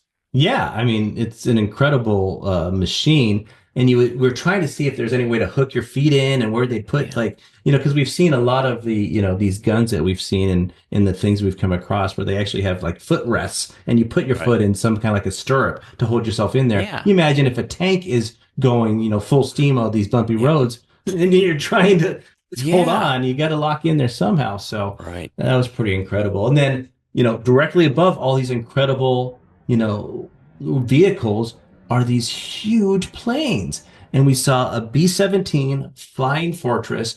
Of course, that is the main bomber. We saw it in the Masters of the Air in that Apple TV program, which is similar to, Band of Brothers. And it was just a huge plane that you see all the incredible gunning positions they have, the turrets and all these other positions where all these guns were and it's a bomber, it's not a fighter, but they had all these protective guns because all the German planes were just after them the whole time. And what was remarkable to me, especially when watching some of that footage and seeing some of the actual stuff, but some of the film, is that these things came back. If they came back, just beat to hell. They were, I don't know how they flew. They would constantly lose engines and get shot up and all that kind of stuff. And you see these incredible mechanics. And that's one thing we haven't really looked in. I know we talked about, I think it was Steven Spielberg was the radio operator. I think it was Tom Hanks' dad was a mechanic. And, we never really talk about these mechanics that kept these things flying and really put it together like Dad did with duct tape and a hammer, but sometimes really, had to save these guys' butts and get them back up in the air. And their contribution to the war is huge. It is. It was a total effort. And, whoever designed those planes and those engines and everything, to make them so durable, they were a deciding factor in the war for sure. And early in the war, the pilots and the crews, I think there was 10-man crews. We lost so many of those guys because we didn't have air superiority yet. We didn't have enough of our own fighters and enough fast fighters to protect them and the range and all those things. And so they took a beating early on in the war, but they ended up being a big part of winning that war in the latter half of it. It's just going back to that FDR quote that I gave you earlier, where they wanted to do 50,000 planes, but they did 100,000 in 4 years. Well, we didn't have the pilots for those, or the guys that knew how to, man the guns and navigators and all that kind of stuff too. So there are some growing pains, of course, in the early years, but Americans can pretty much get up to speed pretty quickly and just show the grit and the determination and how sharp these guys were. And of course, the Flying Fortress was so aptly named because that thing kept on going and the mechanics kept it in the air. And that was so cool. Yep. Then we saw the favorite German plane of mine that I've learned so much about, the Messerschmitt, which has kind of been a running joke throughout your and I time on this podcast. Let's take a look. So the Germans had been flying over Malmedy quite a bit in strafing and things like that. So they were used to hearing the German planes. In fact, I'll tell you a quick side story about the Messerschmitt. What's a Messerschmitt? So a Messerschmitt is like a German fast attack plane. It's not a bomber; it's more of an attack plane, and it's got machine guns in the nose, etc. It was very very deadly vehicle, very very deadly plane. And anyway, so our guys did shoot down one of them. In fact, there's a picture in Howard Bergen's book of a downed Messerschmitt near Malmedy, and that's what reminded me of this story that Dad told about the Messerschmitt and his involvement with one. So what he told me is he is walking down the railroad tracks, and this is why I think it's Malmedy, because their whole defense was along the railroad tracks. So he might have been a runner going from one to the other, but he's walking down the railroad tracks, and I think he's got one or two other guys with him. And so they're going down the tracks to try to get from point A to point B, and they look up. First they hear, and then they look up, and here's a Messerschmitt coming at them at 12 o'clock low. My God. And it's on them in no time at all. And he said that by the time that they reacted, of course, they jumped to the side of the tracks. By the time they reacted, the plane was gone. And the only reason he can think of is that they weren't strafed, was that the guy was probably just completely out of ammo. And so he got really lucky on those railroad tracks in Malmedy. Yeah, so that story about the Messerschmitt is something else. Dad got really lucky on that day. And for you and I to be at the museum and stand beneath one of those, like Dad stood beneath one of those, you could see how frightening that would be for that plane to be zooming in on you, going as fast as they could, guns ablaze. And fortunately for Dad, the guy was at ammunition. But seeing that in the museum really hit home with wow, that's what they were up against. Yeah, absolutely. And I think I can recognize what those planes are now from our time together, and you've educated me well. And matter of fact, if you remember, I shared with you how towards the end of the war, they were starting to outfit them with rockets, and there were rocket version jet engines on. Jet engines. Yeah. What was that? What the hell was that? It went by like we were standing still. Blue leader to group. Get off the air. Yeah. Pretty cool, right? Yeah, it's a good thing they didn't get that figured out sooner, because that could have changed the air superiority for sure. You can say that about a bunch of things the Germans were working on that we thankfully got to first. True. All right. That was our first day. All of that was our first day, my friend. Wow. We were exhausted, but just loving life, and it was fabulous. So let's talk about day 2. We started day 2 by entering the Louisiana Pavilion once again. And this time, when we entered, they had some people doing talks and had some things on display. And you and I gravitated right over to the infantry part. And what we saw was so cool. We could hold it in our hands. We saw an ammo clip for an M1, which we talked about earlier. We saw the belt that we talked about that Dad had that would hold the ammo bags. And of course, we saw a pineapple grenade, which we never really talked much about with Dad or ever seen on his hip at all. And of course, his helmet, or a helmet that would be similar to what Dad would be wearing. That's pretty cool. Yeah, that's a neat thing that they do, where you get to really go up and touch and feel things that aren't behind the glass, and be able to understand the weight of them. Those helmets are heavy. You don't realize that till you put one on your head, like I did in Versailles. They're Right. really heavy. Your neck could get sore with those. But yeah, all the equipment that they were issued and get to see it up close was really neat. You're absolutely right. And we talked earlier about the ammo clip. The Germans had the bolt action rifles and that ammo clip that we saw there. And I can't remember, like you said, maybe it holds 8 to 10 bullets, maybe something like that. Yeah. Really helped us is being to have a little bit more rapid fire, a little semi-automatic, and probably, like you said, one helped win the war for us, especially for the infantrymen. Sure. After that, we were able to go upstairs, and we both were drawn to a table with an older woman standing there. Mm-hmm. And it said on her display next to it, "The home front through a child's eyes." And of course, that's what we're doing, right? It's through our eyes trying to figure out what's going on. And her name is Sylvia George, and Sylvia was a World War II niece, and her table had a lot of cool things on it. It had two really cool pictures of her uncles. One of the uncles was Sergeant Walter George. He was from the 314th Infantry of the 79th Infantry Division in Germany. And then I want to say her other uncle was Harry Benthroth, maybe Ben Roth, something like that. Mm-hmm. He was in the Navy. He was stationed in the United States and then moved to England and France and Okinawa during the war. But Sylvia was from Shreveport. We're in New Orleans, so real close to us, and such a neat lady. I really enjoyed talking with her. Yeah, we were drawn to that display because Mom was a child during the war. When you think about it, she was born in 1931, so she wasn't, quite as young as this lady was, but she was probably in high school during those early war years. And so we were drawn to that table. She had a pair of clogs there that one of her uncles had brought home from the Netherlands during the war, and there's a picture of her as a young girl wearing those.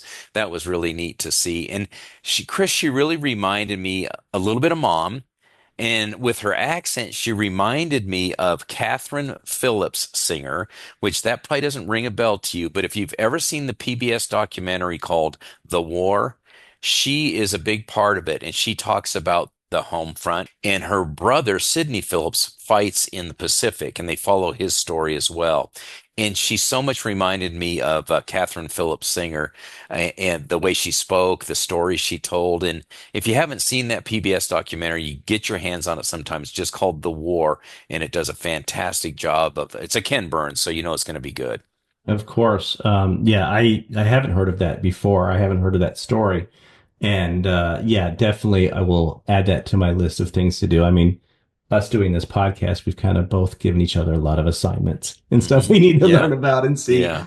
But yeah, she was a terrific lady. I enjoyed talking with her, and yeah, it made me a little homesick for not seeing Mom as often as I should. So it was great. Then after that, day 2, we decided to be good human beings, and we went to the road to Tokyo. No, I'm just kidding. We're fascinated by it. We have, of course, my friend Patson's, his father was in the Pacific Theater. I know your brother-in-law's father was there. And of course, some of your best friends' relatives were there as well. Yeah. So, the road to Tokyo was definitely interesting. And I don't need to belittle it at all. We're just a little biased about European theater. Sure. What did you think? Yeah, I enjoyed it. It's interesting to contrast it with the European theater because they were such different wars. Just the terrain they had to fight through, and the conditions, and the diseases, and things like that. So it was really interesting to see the other side of that coin from the Pacific theater.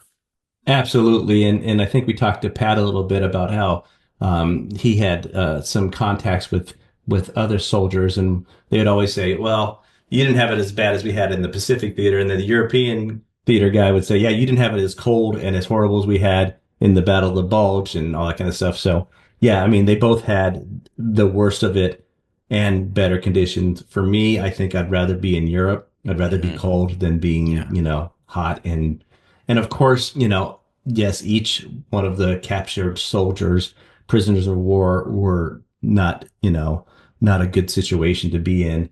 But I believe that the Pacific Theater, those prisoners of war, really suffered a lot more than I the agree, European Chris. guys. Yeah, Absolutely. Yeah. So some of the artifacts that we saw when we were walking around the road to Tokyo was a water-cooled machine gun. And you were telling me about that, and I didn't know what that was. And then we both were trying to figure out, okay, where did they get the water? How did they transport that water for that machine gun, right?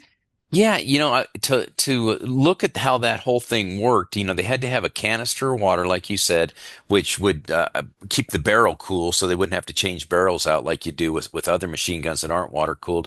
And from what I've seen in films and things, it looked like it was a 2-man crew, but that's a lot of weight to carry because you not only have to carry the gun, the tripod, the ammo, and then the water canister as well. Yeah, and is there a European theater counterpart to that? You wouldn't need maybe to water cool it unless you're down in North Africa or in Italy or somewhere.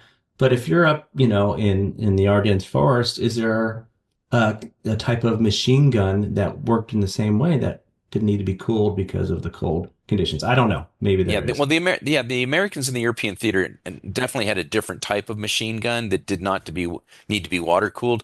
I don't know if that was due to the environment or it was just a change in technology and they were able to get it to the European theater sooner. I'm not sure. Yeah, it's interesting.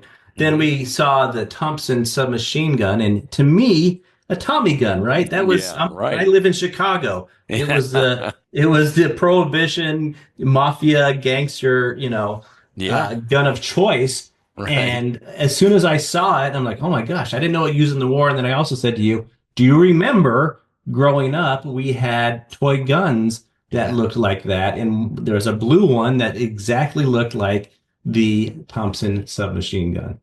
There was, and I think it actually made noise when you pulled the trigger. It would make that rat-a-tat-tat sound, didn't it? Yeah, I was 10 years behind you, so by the time that I got It to was play with it, broken. it probably wasn't making that noise, Yeah, it was but probably it was broken. Yeah, still one of the coolest things we've ever seen. And then we yeah. came across an M2 flamethrower, and I was definitely really interested in taking a photo of this and looking at it because your son Wes was like, "Hey man, if you see a flamethrower, give me a photo of that. That's really cool." And another thing I think was used more often in the Pacific Theater than Yes. the European Theater.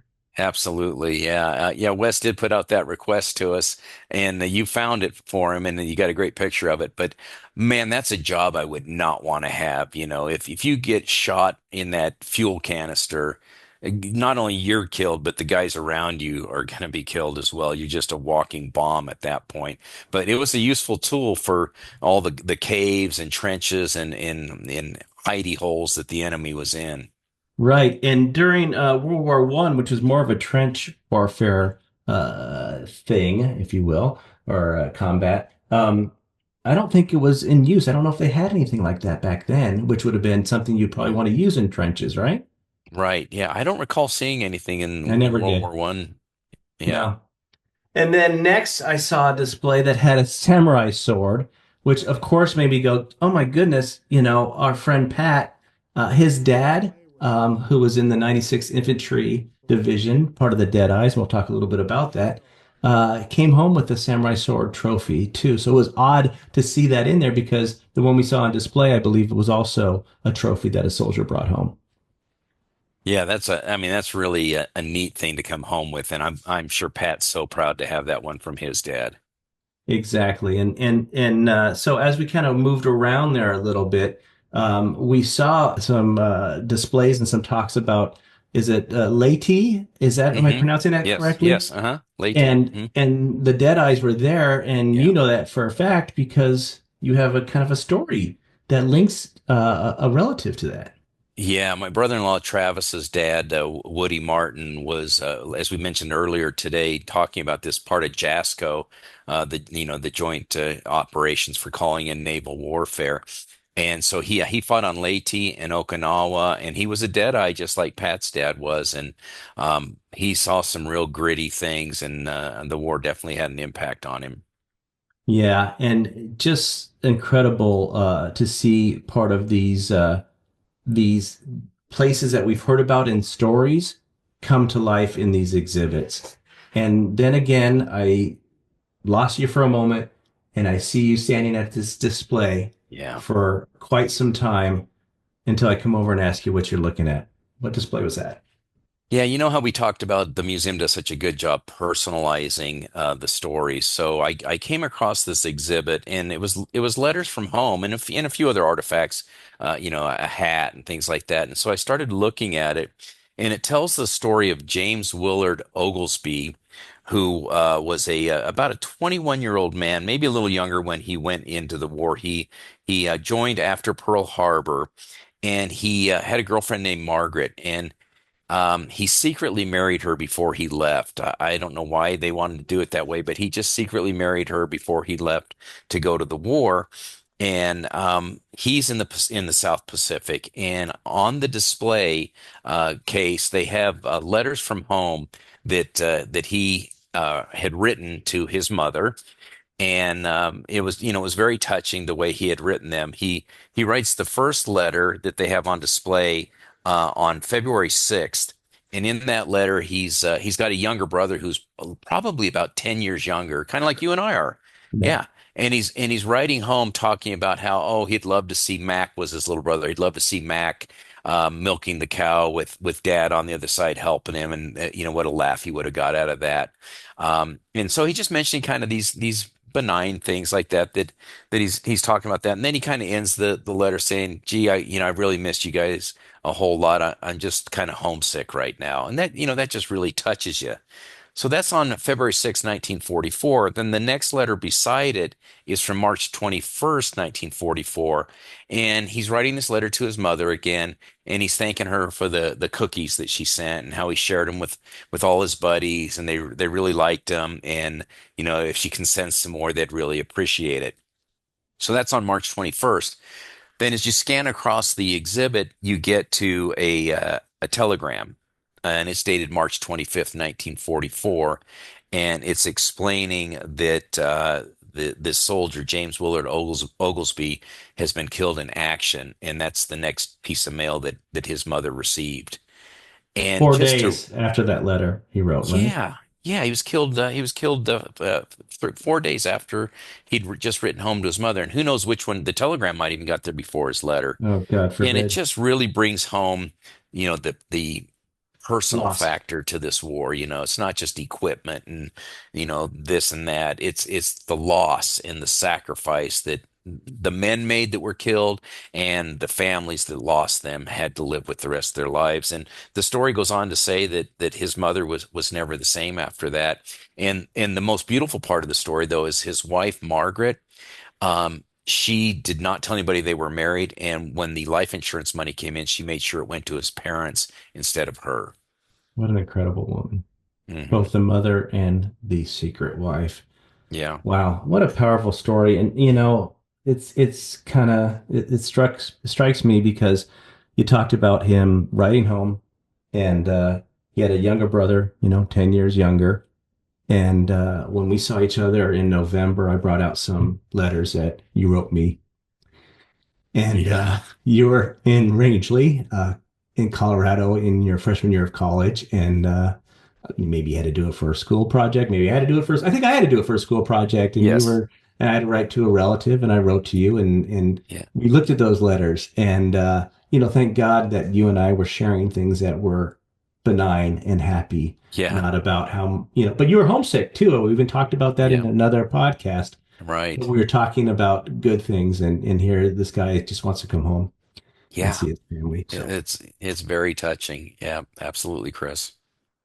So up next was more of a lighter side of something that we saw. I absolutely love seeing these fighter planes or bombers, whatever they are, that have the face or the gritting teeth, like the cardinal, an angry cardinal kind of Yeah. situation. And we saw a P-40 Warhawk fighter hanging from the ceiling with that smile, that grit Yeah. painted on there. Those are so cool.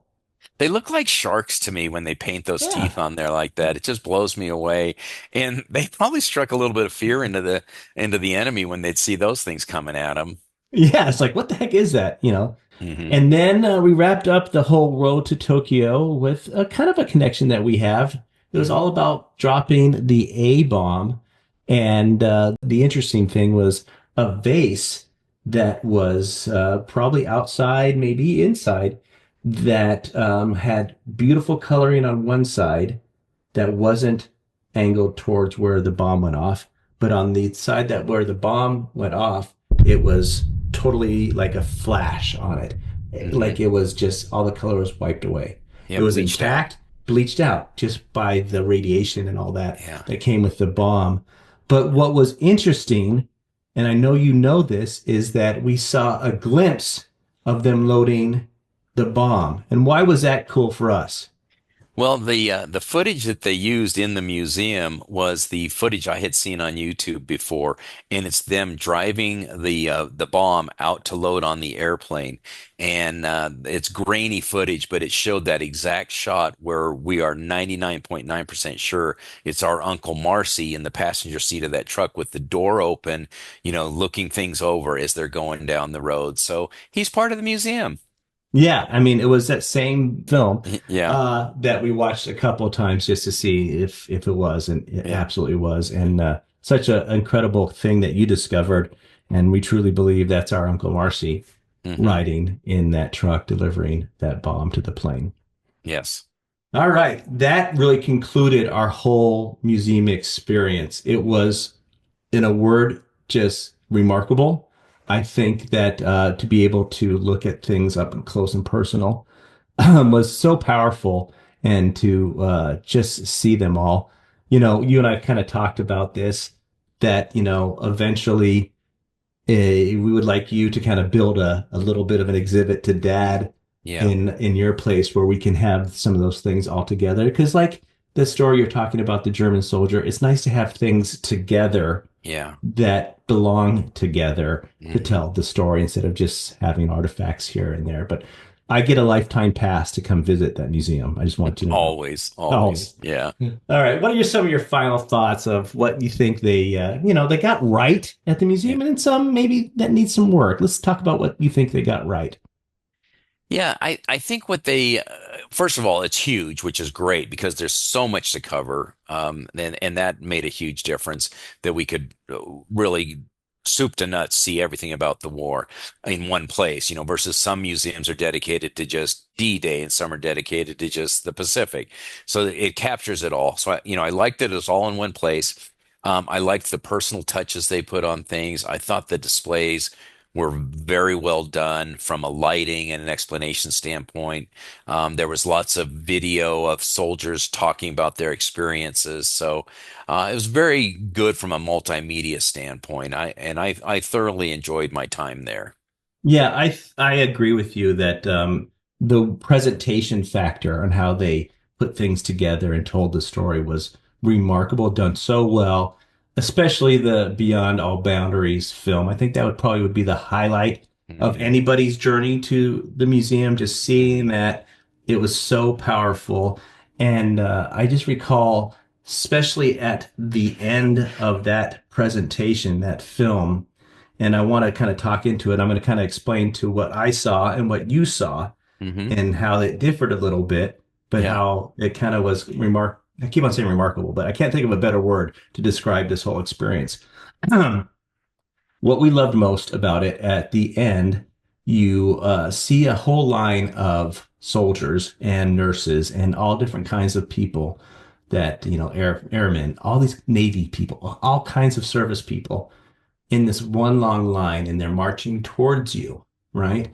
And it's really cool. And as they get to almost like this invisible boundary, they pass through it. And as they do, they change into civilian clothes, an accountant, a lawyer in a suit, a mechanic, a nurse, whatever it is, it just changes some of those.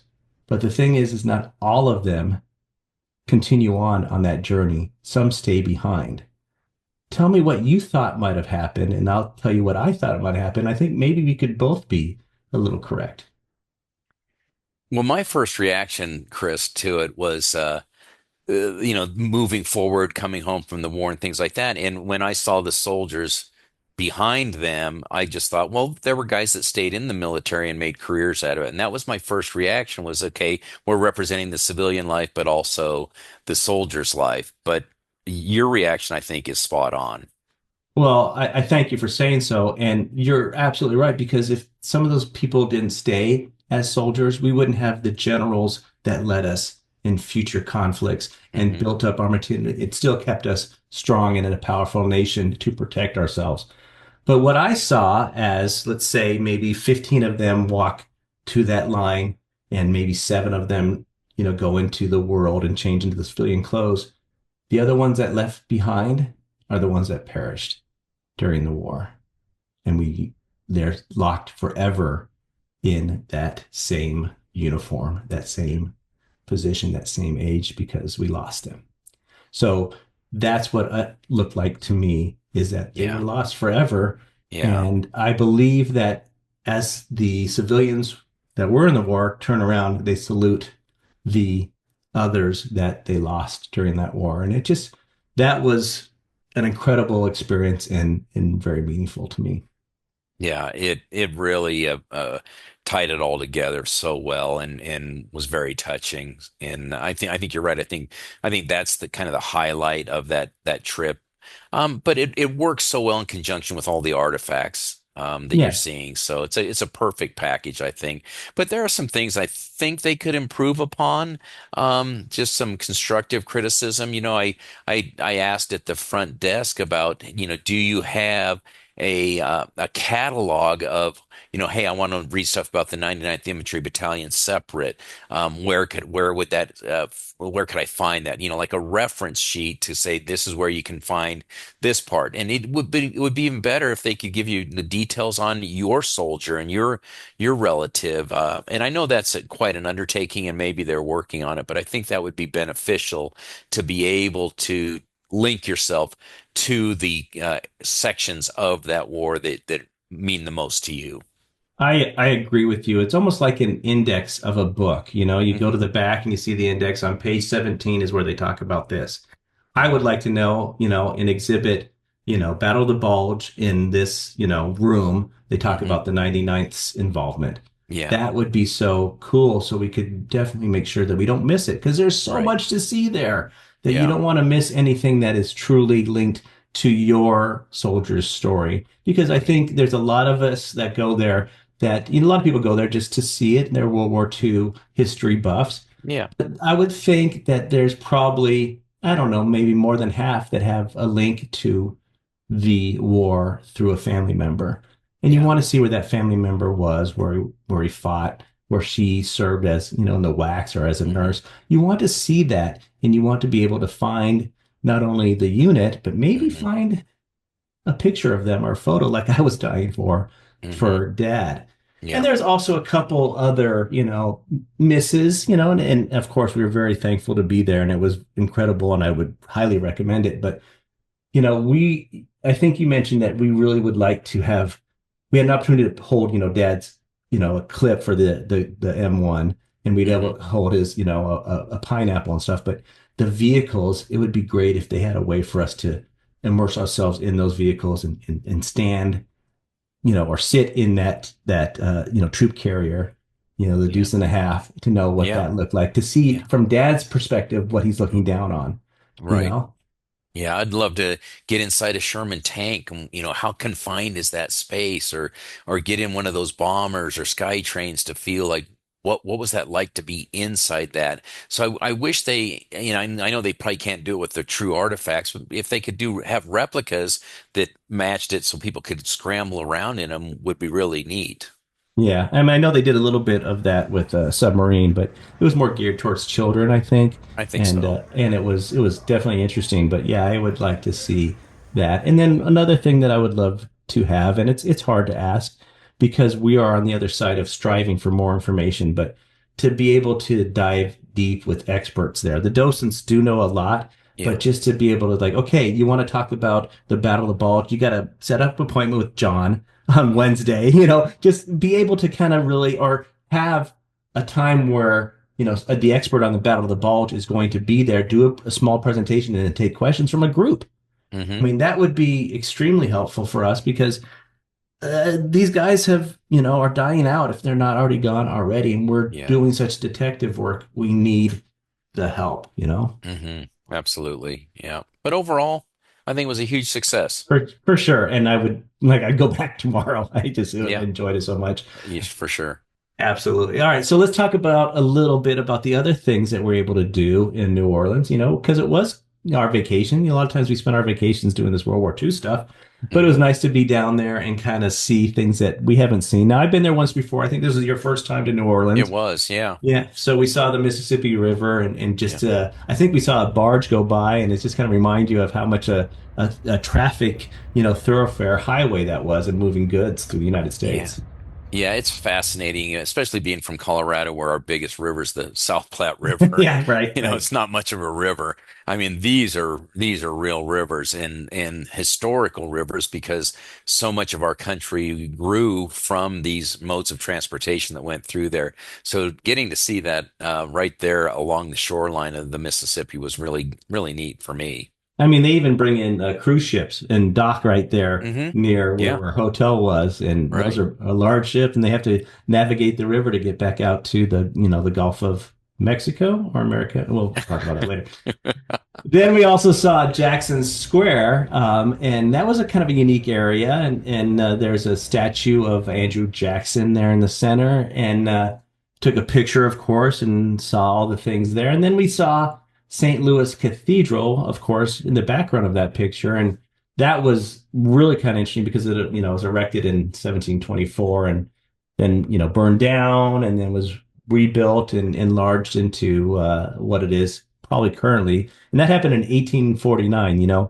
Growing up in Colorado, some of, we had gold rush days, but and some of these cities are old, but Yeah. not structures like that. I mean, No. it's just amazing. Yeah, and I think I mentioned this to you while we were there, and when we were walking those parts of old New Orleans. It feels just like Europe. I mean, it's amazing how similar it was to the cities and towns I would go to in Europe, where you'd have the square and the statue in the middle of the square and the church right off of there. Looked very similar and had a very similar feel. But that's because New Orleans is an older city. So I really enjoyed that atmosphere. Right. And then, of course, we took a trip to Bourbon Street and Oh yeah, maybe had a little libation. Is that the right word? libation. Yes. And listen to some music there. And then, of course, like we talked about before, we had some great food, some etouffee, some gumbo, whatever we needed, we were able to get. And then, wrapped it up with some beignets. And of course, we did a little river walk. And it's amazing when we go to these places, Ken, we always kind of walk around and we see a statue or a memorial of something. And here we see the British Plaza, where there's a statue of Churchill in New Orleans. Has nothing to do with the museum at all. It's just in the Yeah. middle of this No. plaza. Yeah, Wasn't that crazy? Well, it's funny how we took a different route in from that area along the Riverwalk. We popped out at a different place, and there's Churchill standing there, and his statue's somewhat similar to that one I saw in London when I did my European trip in 2023. And it's just funny how we stumble upon these things. But I enjoyed seeing that statue of Churchill there. He was a great man. And I'm not sure why they put that there, but obviously they had some pride in what took place during World War II and erected that statue on his behalf. Yeah, I want to know why it's called, the British Plaza. There's a story in there somewhere. Yeah. And like you said, every place we've kind of gone, like when we went up to Minnesota, Minneapolis, and St. Paul area, we, we're going there to kind of, look at where Dad's unit, the 99th Infantry Battalion Separate, got its start, right? And we went to the State House, and sure enough, there's the gun from the USS Ward that was just instrumental in World War II, and it's right there in the same, and most people would drive by and not even see it, not even care, whatever, and like you and I are like, oh my goodness, this artifact is right here. Yeah. So all these places that we visited, I've gone to San Diego, I've seen, all these other places, all these other ships, and Los Angeles we talked about. It's incredible. But even in Europe, it seems like when you were there, every corner had some kind of memorial, right? Yeah, yeah, especially in Europe because so much of the fighting went on there. But I was always looking for that stuff, and I'd be walking around. And I'm in Paris, of course, and I see battle damage on one of the buildings near the Louvre, and then I turn around and there's a plaque right behind me telling the story of a French police officer who started fighting the Germans before the Americans were able to liberate the city. And so there's a whole story behind that. And it's just fascinating to come across those things. And, I recommend anybody that likes this kind of stuff is get the app Traces of War on your phone. It works in the United States Oh, too. it It'll does. tell you, yeah, in any city you're in. We should have tried this in New Orleans. I didn't think of it. Any city you're in, you pull that up and it will show you anything that's around you that has to do with either World War I or really any conflict that has memorials there. They've been able to catalog so many. So yeah, it's a good app to have on your phone. Traces Yeah. of War. I wish you probably didn't tell me that, because if my wife sees this podcast Yeah, and knows yeah. anytime we're going on vacation, I'm like, yeah, I won't be around for the next hour or so of our vacation because I got to go find this place and this artifact and this memorial because Right. it's so Right. important to you and I. Well, brother, it's another great episode, of course, in my eyes and of yours as well. And I hope our viewers enjoyed it. But it was a great trip, and it was so educational, so powerful. And I can't thank you enough to agreeing to go on it with me. You know, we've done one a year now, so we're thinking about next year's plan. Maybe it could be DC, maybe it could be Europe if we're lucky enough. I don't know. We'll talk about that. But for our viewers, we thank you so much for joining us on this journey. And of course, we have an incredible episode coming up soon where we're going to talk to another World War II relative, if you will, and share the story of his dad. But in the meantime, please let us know your story. Contact us at Our WWII Dad. So that would be an email at rww2dad@gmail.com. And of course, check out all the other episodes that you might have missed here on our YouTube channel, which of course is our WWII Dad. And of course, the 2 is in the typical way of doing II. So if you're searching for that, you'll see that on our channel. And, you can always listen to the podcast if you're in the car on Apple Podcasts as well as Spotify. So there's many ways for you to stay in touch with us. But we thank you for listening. We thank you for watching. And we want you to interact with us. So thank you so much. From Ken and I, this is Our WWII Dad, and we'll see you next time.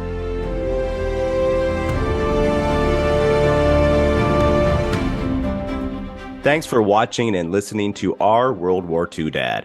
Please remember to like and subscribe and turn on that notification bell so you don't miss an episode. And if you're just listening to the podcast, please leave us a 5-star review. We would really appreciate it.